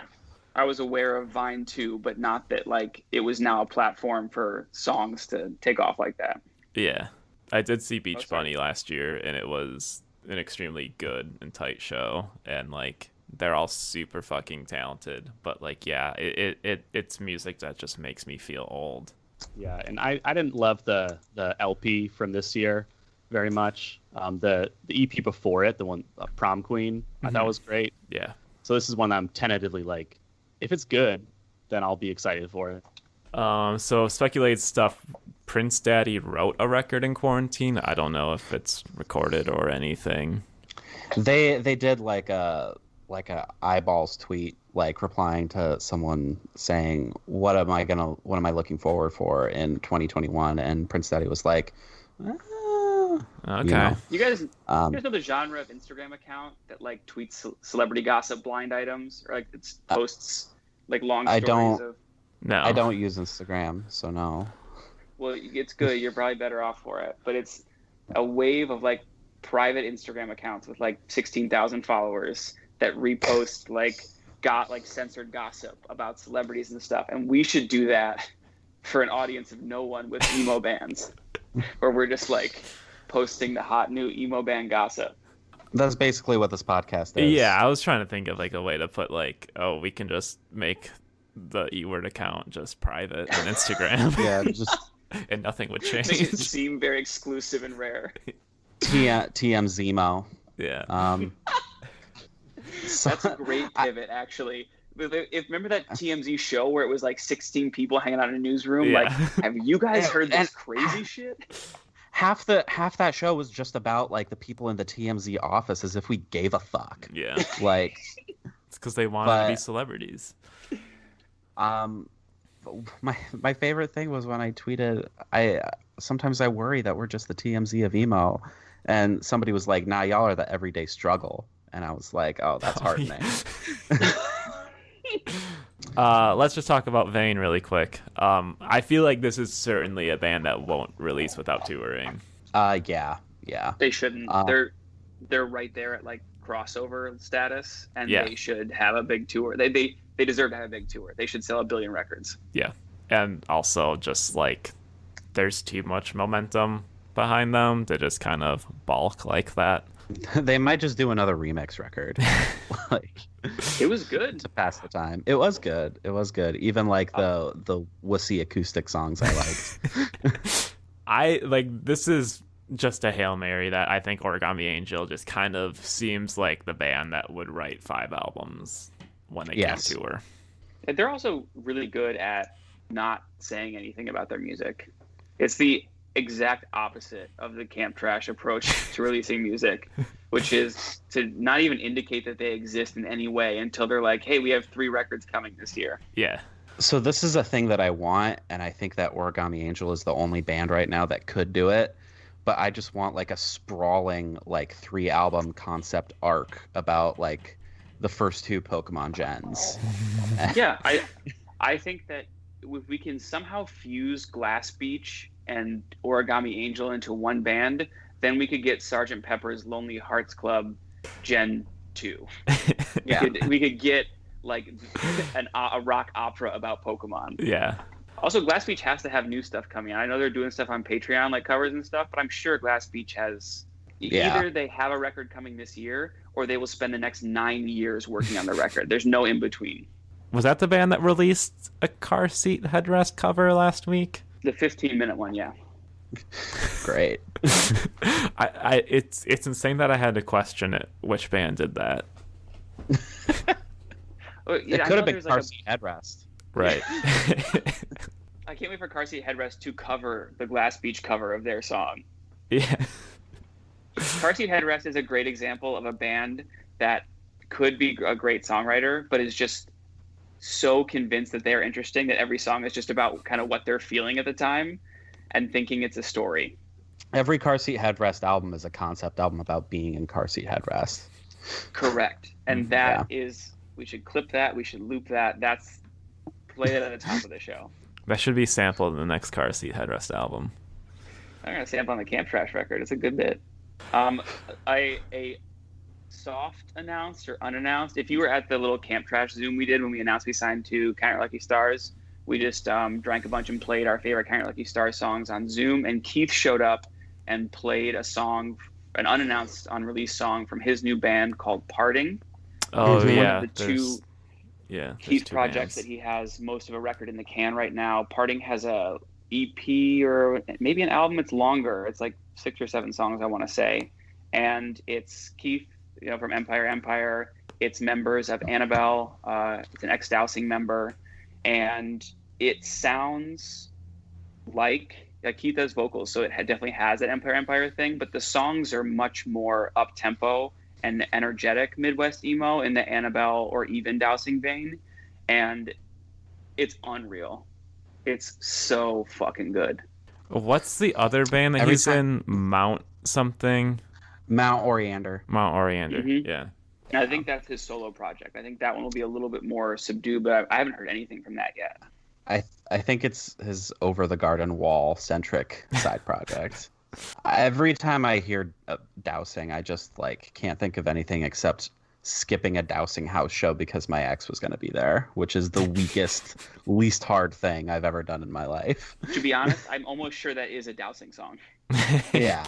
I believe that somehow Dowsing wrote a song that then predicted your life ahead of it happening. Yeah. They were a great band too, so Yeah. even more kicking myself now. So Anxious has an album on the way, but One Step Closer has announced their album already. Yes. Okay. Yes, it's official. Both of those bands are gonna dominate. Yeah. Yeah, and the One Step Closer album is part 3 of my possible album of the year contenders on this list. The great thing about One Step Closer is that they are so influenced by Turning Point, and yet when they covered a Turning Point song, I was like, oh, this is a One Step Closer song. It sounds like nothing but them. To be so influenced by one band but still have such a strong identity for yourself is ridiculous. As someone who owns multiple Turning Point shirts, it's really rare for someone in that genre to have a personality. And the fact that One Step Closer is so self-possessed and so there isn't a reason that a Turning Point inspired band should be at the forefront of hardcore in 2021, but they are. And so I think they are deeply creating something that is very much themselves in that lane. Yeah. And I would literally kill to hear them do a Linkin Park cover LP. Absolutely. Yeah, Linkin Park just announced a Gex remix, and I was like, no, you should be doing a Vane remix. That's what should be happening. Mike Shinoda did a Foxing remix. That's dope. I remember back in the day there was this whole big thing because Mike Shinoda did an interview, and he was like, yeah, obviously, my guitar work is really inspired by Botch and Refused and Meshuggah, and people were like, what? As if anyone in an underground band in the 90s was not going to be influenced by hardcore. Yeah. Correct. That Botch record sold a lot of copies. It's not yes. It wasn't the the Refused first record King is Verge record. Refused were on MTV. They are not your special little secret, I don't remember the context at all anymore, but there was an argument on Twitter I was in many years ago that ended with someone saying Mike Shinoda has more classic bars than Nas. Oh, God. Is defensible, but we have to move on. Yeah. I think that Crying is a Hail Mary. They have been... I know that Crying has been working on that record for a billion years, but they're not in the same state right now, most of the members, and so I don't think that there's any forward movement on it, but we desperately need the next Crying record. That's overdue. A Portland band called Slow Disco. One of the members is in a relationship with one of the members of Crying, but that's what made me think of it. But Slow Disco in Portland here is putting out very cool kind of math rock emo stuff, and they have a split coming up that I think that people should check out. They don't have any noise behind them yet, but I think they're going to be really good. I hope there's a new Hekra album. I mean, Chillwavve got in contact with them enough to reissue everything in one set of tapes, so I hope there's something there. Then your last two Hail Marys. Those are just all one, basically. I want the Hotelier album that doesn't exist. I'm sure it exists, but it's gonna be like a Lost Prince album. There's probably 20 Hotelier albums just on Christian Holden's personal hard drive. Yeah. And like everyone else, I want Frank Ocean and Kendrick Lamar. Yeah, I think that it's also hard to be it felt like Kendrick and Frank Ocean were so vital at the time they came out. It feels impossible to even know what their response to what we're living through would be. I don't know what would even, I think they're obviously generational, defining artists. I just can't imagine even what we're going to hear from them next. I think Danny Brown might have a fantastic record up his sleeve. Right. Definitely better than his last one. That guy seems cool as fuck, man. That guy seems really chill. There's a lot of positive adjectives I could throw Danny Brown's way. Chill is not one of them. Seems like a cool guy. He doesn't seem relaxed, but he seems like a nice person. Yeah, just like the most wonderful, like adenoidal, spastic, like beautiful human. Oh man, to hear XXX the first time was like being punched. Yeah. It was truly upsetting. Like I was mad when I heard it. I was like, what the fuck is happening right now? Monopoly like broke my brain. Like Yeah. unreal song, and then radio song also on that record. Like that was like, because he had like a studio album before that, but it felt like it wasn't on par with his mixtapes. And then XXX came out, and it was like, oh, Danny like is reclaiming his identity again. Then obviously Old and Atrocity Exhibition are fucking phenomenal. So I've got about 30 minutes left before I gotta take off. So y'all wanna hop into these hopes, predictions, Yep. and resolutions? So Yep. Do it. my number one hope, and I don't know if I'm explaining this correctly or if I'm tracing the lineage back correctly, but I No, think you're completely correct. really okay. That's Yeah. very good to hear. I'm hoping that and I'll bleep it out, influence of riffing and songwriting dies for emo this year. And I'm talking about where you play a chord and then you play as many notes in a run as you can and before the measure is done. I want that trend to stop for emo like immediately. I think it has been going on for way too long and people are way too impressed by it. And I think like the peak of this was actually with Soak from Guitar Fight of last year, and I think that is like the appropriate bookend for that style of emo. Just like stop doing it, because I think it got enough attention. Number one, you're not going to get more notes in the measure. Those boys did it. Right. Yeah. They got all the notes in the measure. And also, I think that you see the breaking point. Like, it's no longer emo as like we're in the mold as much as it is 1994, which is a band I don't know if people talk about anymore, but 1994 had a record called Fuck Your Head. Yep. That was just basically one dude sort of yelling in the background as they did somewhere between math rock and botch, just like riffs that were just all over, like losing their mind constantly. Yep. Nasty and stuff. I think that Soak is a masterpiece. I think that Soak is the best example of someone losing their shit on record. I think that it should go down as like the best record of 2020 and one of the like a hallmark of that scene. But I think that that's another bit. Those kids have no ceiling at all. Those kids are gonna put up 40 points a game for the rest as long as they keep playing music. I don't, until Kit moves into a doomsday bunker with a shotgun and stops releasing music.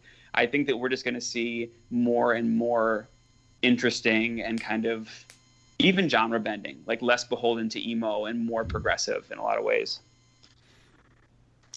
Yeah, and specifically I've seen like a lot of people on the TL just like calling out influences. Like there was a band that got like accused of ripping off a riff and another band that got accused of like stealing lyrics, and it's just like there's so many bands that by now have done that style like better that I think that you no longer need to go back to the source. It's just one of those things where I did not expect, like, because that style kind of gave way to like the Mom Jean style, and now the style is coming back, and I wasn't expecting that to happen in the first place. But I do agree that Soak kind of put the cap on it, so to speak, and I think the next logical step is for bands to get heavy again. Yeah. Which I think is what we were kind of predicting last year, but I think we kind of saw like a bulk on that, and it might just kind of was because of pandemic and people weren't releasing their stuff, or getting together even right. I think it's just that we're too ahead of the curve, honestly. Let's just. We got to start doing our predictions 2 years in advance. Y'all's hit rate is too high. I also think that emo lyricism needs to get better and stop being like something that you do in the booth. Like, I think that's what separates like emo from 10 years ago, is that like the lyrics are fucking very thoughtful and creative and like influenced by maybe something besides fucking like TikTok or something that I can sound like an old man and talk about. Yeah, but I think like, that I, with no disrespect to anybody, No more chalky milk and goldfish lyrics. Yes. Please. without disrespecting anybody's band, because anytime that I write lyrics for our band, I think it's very much this. But I think that we can start to pivot away from every line and every song starting with I, and then describing an emotion, and then describing why you feel that emotion. I know this isn't just like an emo thing either. This is how everybody like writes songs. Like when you're just like, what do I think and feel about, and then you write that. But I think that especially listening to Keith's new bands, like listening to him, he does almost entirely like fictional, like storytelling at this point, and to hear that and go, oh, like there's so much, the possibilities are so wide open, and yet the bands that we say like storytelling lyrics, and we think of like the Hold Steady, the Mountain Goats, and it shouldn't just be like dad rock bands that are responsible for telling cool stories. Like there's no reason why all the kids in emo can't be also sharing kind of like bigger stories than just what they're experiencing. Yeah. This is a theory that I just came up with, but I think a big part of the problem is on the early Wonder Years stuff when they were starting to blow up. Soupy's lyric style was just, here's what I did today.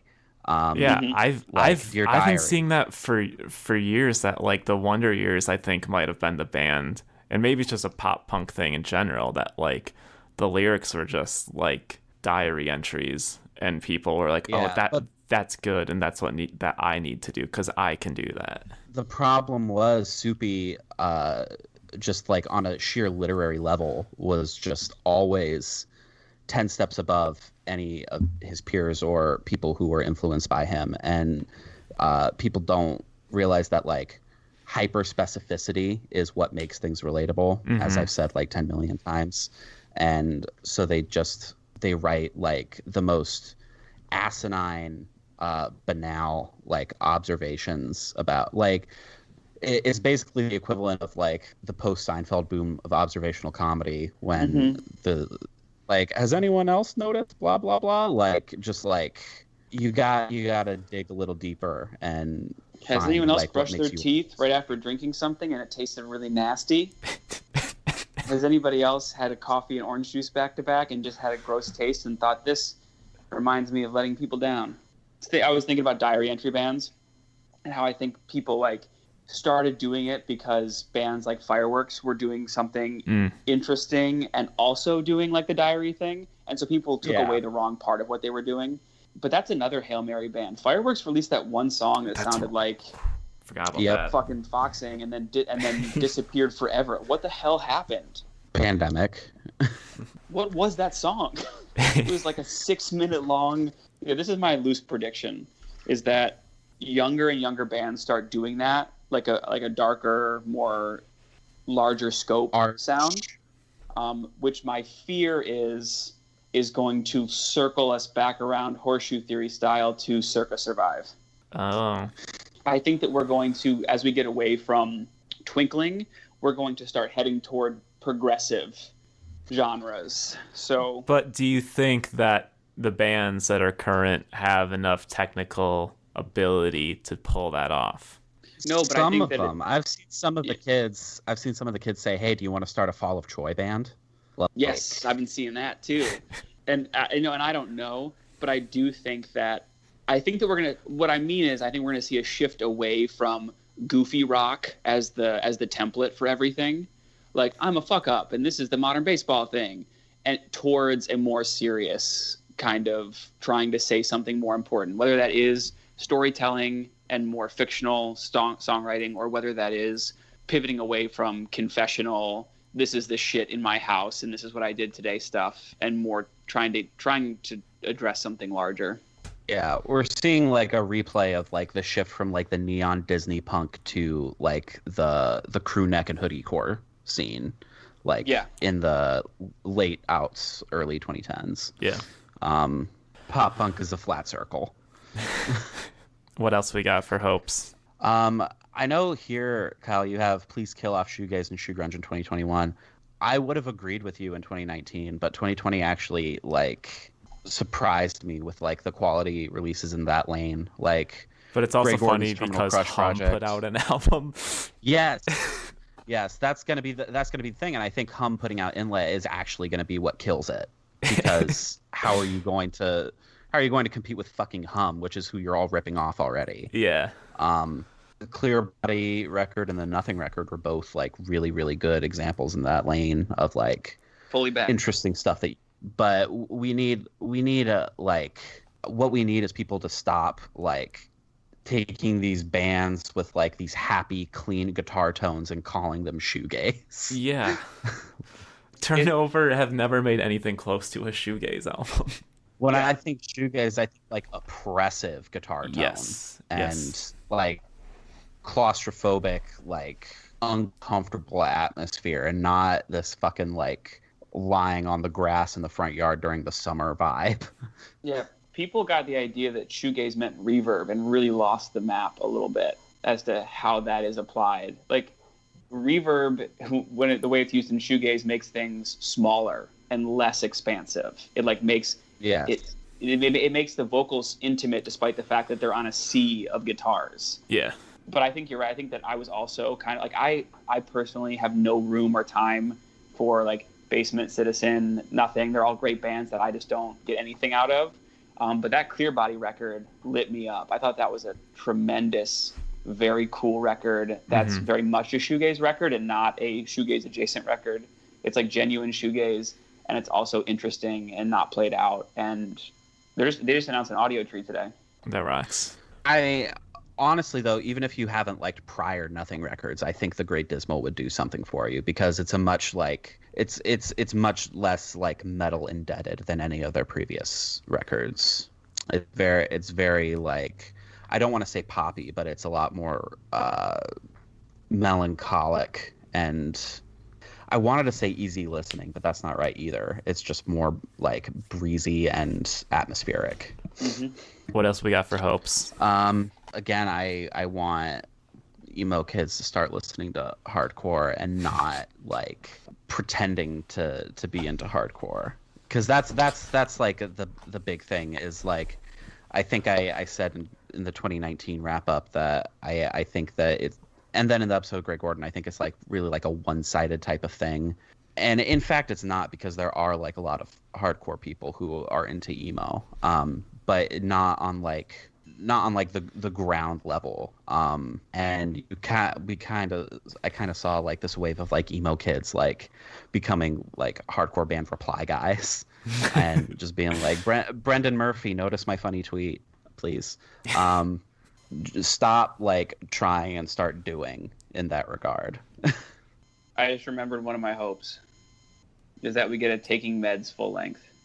I haven't heard anything about that, but that EP, I wasn't a Taking Meds fan. I heard the shit and was like, this is cool. This is not my lane at all. And then I heard that EP they did last year, and boy, that shit goes hard as hell. I don't think I heard that. They put out the full length at the end of the year prior, right?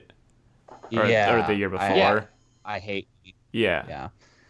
I actually missed out on this until like a couple days ago, but Skylar from Taking Meds put out their sobriety record, the Growing Stone record, and it was really incisive and sensitive and vulnerable in a way that like emo has forgotten how to be.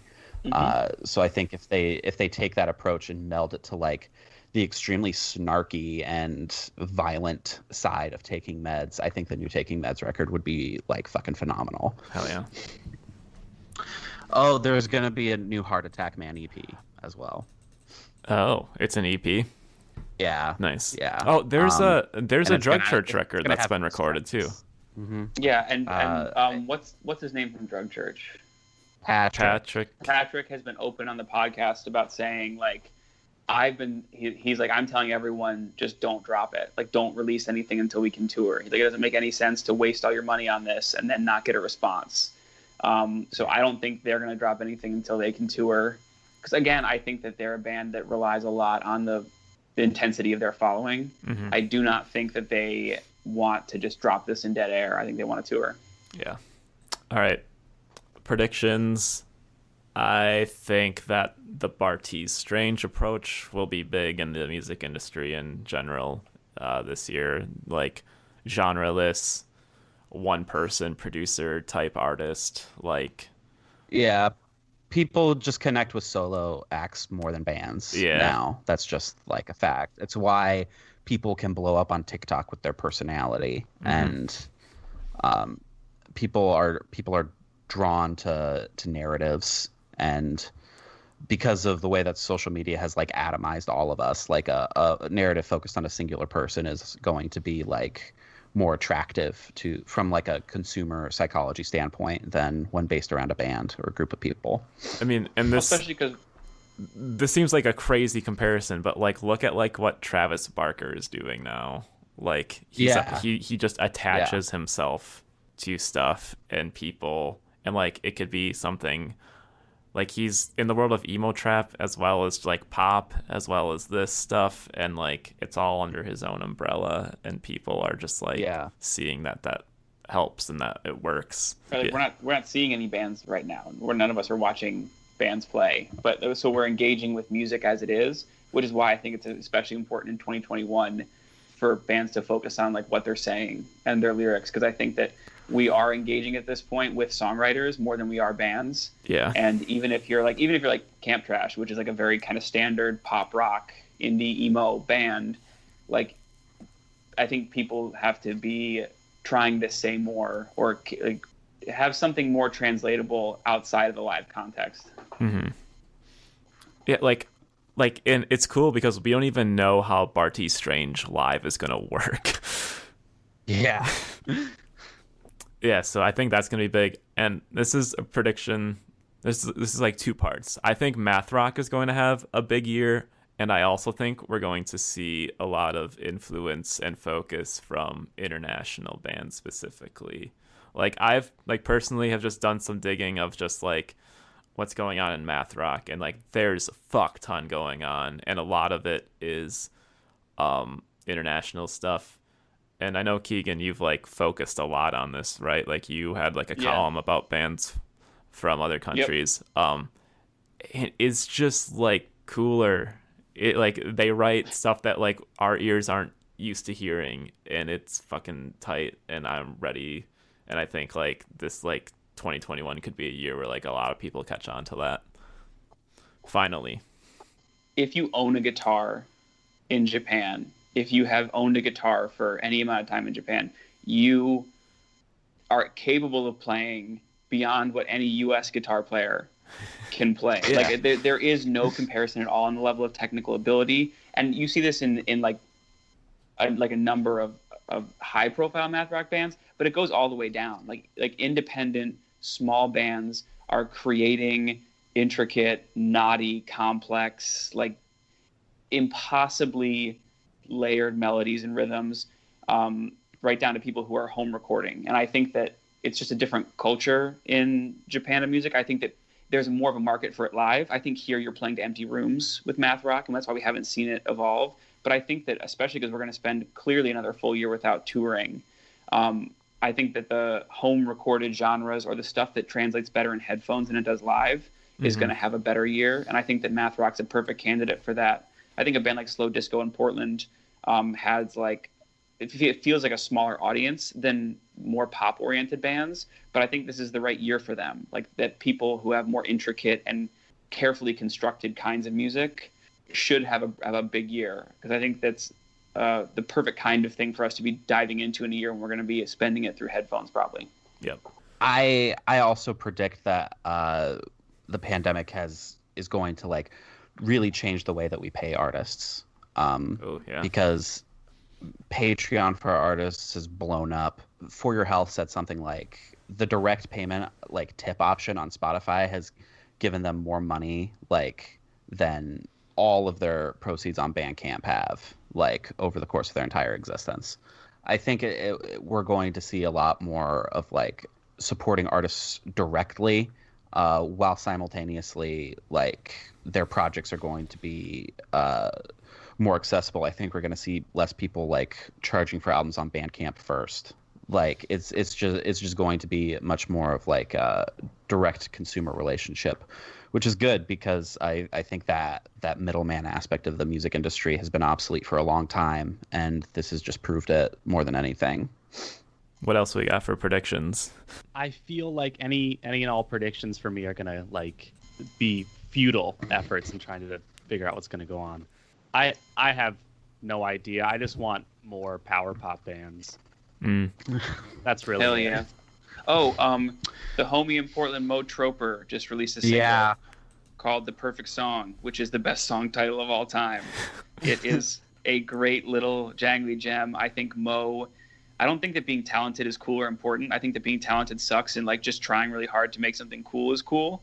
But I think that Mo is talented. I think he's brilliant. I think he's like making power pop the way that we used to have power pop, which is just weird geniuses are creating pop via science somehow. Yeah. And I think that he's an important and cool voice. And I hope that this single means that there's like more of a record happening in 2021. That single is literally just like the power pop version of Tribute by Tenacious D. Which is like probably one of the 50 best songs of all time. Yes. I do have one prediction I just remembered. We should mark here in case this is like a feud I didn't intend to start, but I think DIY in general as a community is or should be on its way out. I think we're like at this point it feels so like there are so few people actually owning the community like moniker as like a DIY emo band. I'm already on DIY 5. Oh. Yeah, the Camp Trash LP is going to be DIY 15, so y'all have several months to get through about 10 versions. But I think that in 2021, fascist and DIY are both words that are just being applied so broadly and kind of uselessly that we should probably start getting specific about what we mean. And I think that it's less about belonging to a community as much as it is creating a community in what you're doing. So I'm not interested in what bands call themselves. I'm interested in if you are cool to other people and if you support other people. And I think that trying to find a way to describe your community is most counterintuitive to what your community could be doing, especially because we're all just online. Your community is now everybody. Now it's all these bands, all these people. And I think that one of the best things that's happening is no one's hanging out in real life. No one's taking pictures for clout or whatever. We're just all trying to support each other in some material, tangible way during a shitty time. The less we have to explain it, the better. I think that the best, I don't even remember who tweeted it anymore, but the best tweet of all time is the new rules of DIY is if your band is nice, it rocks, and if you're mean, it sucks. And I think what I hope for and I actually hate that, but we only have 5 minutes left. What I hope for and predict in 2021 is that it will become kind of less a contentious online community and more about like we're all trying to do something impossible and stupid, which is make music and have other people listen to it. And it only really works if we're all cooperating in some way or trying to boost people who we think deserve it. I wanted to squeeze this in here because I wanted to talk about it at some point. But kind of on the topic of talking about like multiple DIYs and like fifth wave emo in general. I think it was the band Home Is Where created like a fifth wave emo chart, and I thought that was very cool. It was like and it like properly like laid out how we got to, or like what exactly defines fifth wave emo. So I just wanted to shout that out here. Home Is Where fucking rule. Yeah, I love the homies in that band. Wait, aren't they from Florida? Yep. But yeah, we do have to get going. So resolutions time. And I would put this as now that we've whined about things, what are we going to do about it all in 2021? I think personally my resolution is going to be, support bands as much as I can, pre-order, buy stuff when I can. But also a music resolution that I've been acting on immediately is like I started scrabbling on Last.fm a lot, and that's helping with music discovery and stuff. And I want to get into vaporwave this year because I think I want to get into music that is so wildly unfamiliar to me and that can evoke without tools like guitars and stuff that I'm so used to. So that's one thing that's like a project I want to get into, is to get into vaporwave. And also vaporwave, like vinyl is a big thing. I'm a collector. It just seems like a lot for me to get into and sink my teeth into. I think the only vaporwave adjacent thing that I've liked and listened to before is Saint Pepsi. Oh yeah, they did the American football remix. That was really good. I've never even heard that. So maybe we're gonna be doing how does an emo kid get into vaporwave episode later this year? Who knows? The V word. It's gonna be a sleep aid. It's gonna be you like the episode slowly drifts off into ASMR. Yeah. Actually, Andy from Worst Party Ever does have a vaporwave EP online if you can find it. It's very cool. You'll have to send that to me. My resolution is to make that bread and never fucking work a shitty job again, even though I know I'm probably gonna have to. Yeah. So that was your resolution. That was your resolution last year. So how did that go for 2020? It went both better than I expected, and also like was not quite where I wanted it to be, but I am like really close to being like completely self-employed. Hell yeah! Like I'm like this fucking close. I just gotta like hop that one last barrier. Oh yeah, my other resolution is to be nicer, but also like not be nice when I feel like I have to be. Like I'm real sick of like friendcore, or not friendcore, but like just like not saying anything shitty about a band just because like the people are cool. Which goes back to like why I dislike the new rules are if you're nice your band rocks, if you're dicks then your band sucks, because that's not how music works. I think.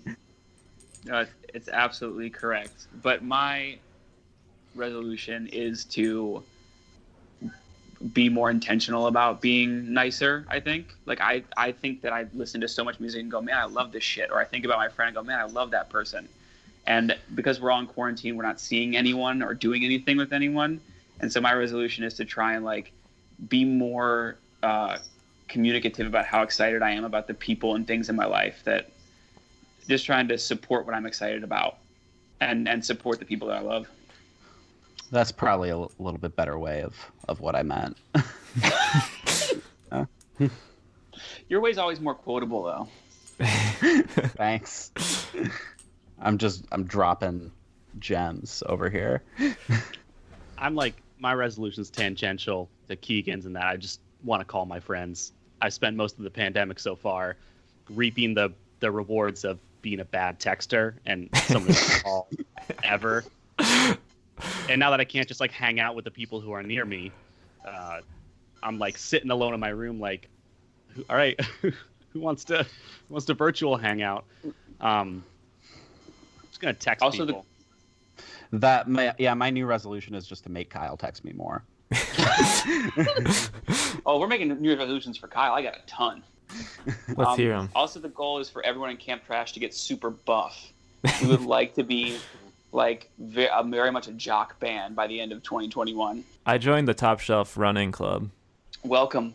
You're Yeah, oh, I got you're those. in there Cheers. too? Yeah. Yep. Tight. Wait, is there a club or is it just the shorts? Because that's all I got. There's a Strava group as well as a Discord server. And a secret Spotify playlist. Yeah. I went on my first run of the year and then I like sprained my knee. So Oh, shit. it's going well. But I did run 600 miles last year though. Damn, Shit. Fucking congrats. Yeah. pretty good. I need to brag about that somewhere. So here it is. I'll do the calculations of how many miles you had to run each day. Because I want to know exactly the amount of miles. I'm not sure, but I did do a half marathon and that's when I peaked. Oh, fuck yeah. Yeah. Oh, that's my actual goal, is to get to a half marathon this year. Kevin from Top Shelf will be like, hey, do you want to run? I'm like, how far are you going? He's like 10, 12. I was like, yeah, I'll catch up with you about halfway through. Oh wait, is Top Shelf or is Kevin at least in Portland? Yeah, Oh. Kevin is Portland based, and we have kept saying we're going to meet each other for the upwards of 6 months. Really? And we have yet to actually encounter. I mean, it's a pandemic year, man. I'm just Yeah. making friends online that I hopefully will see someday. So the real resolution, I think, for everyone is just to become the hottest motherfuckers in email.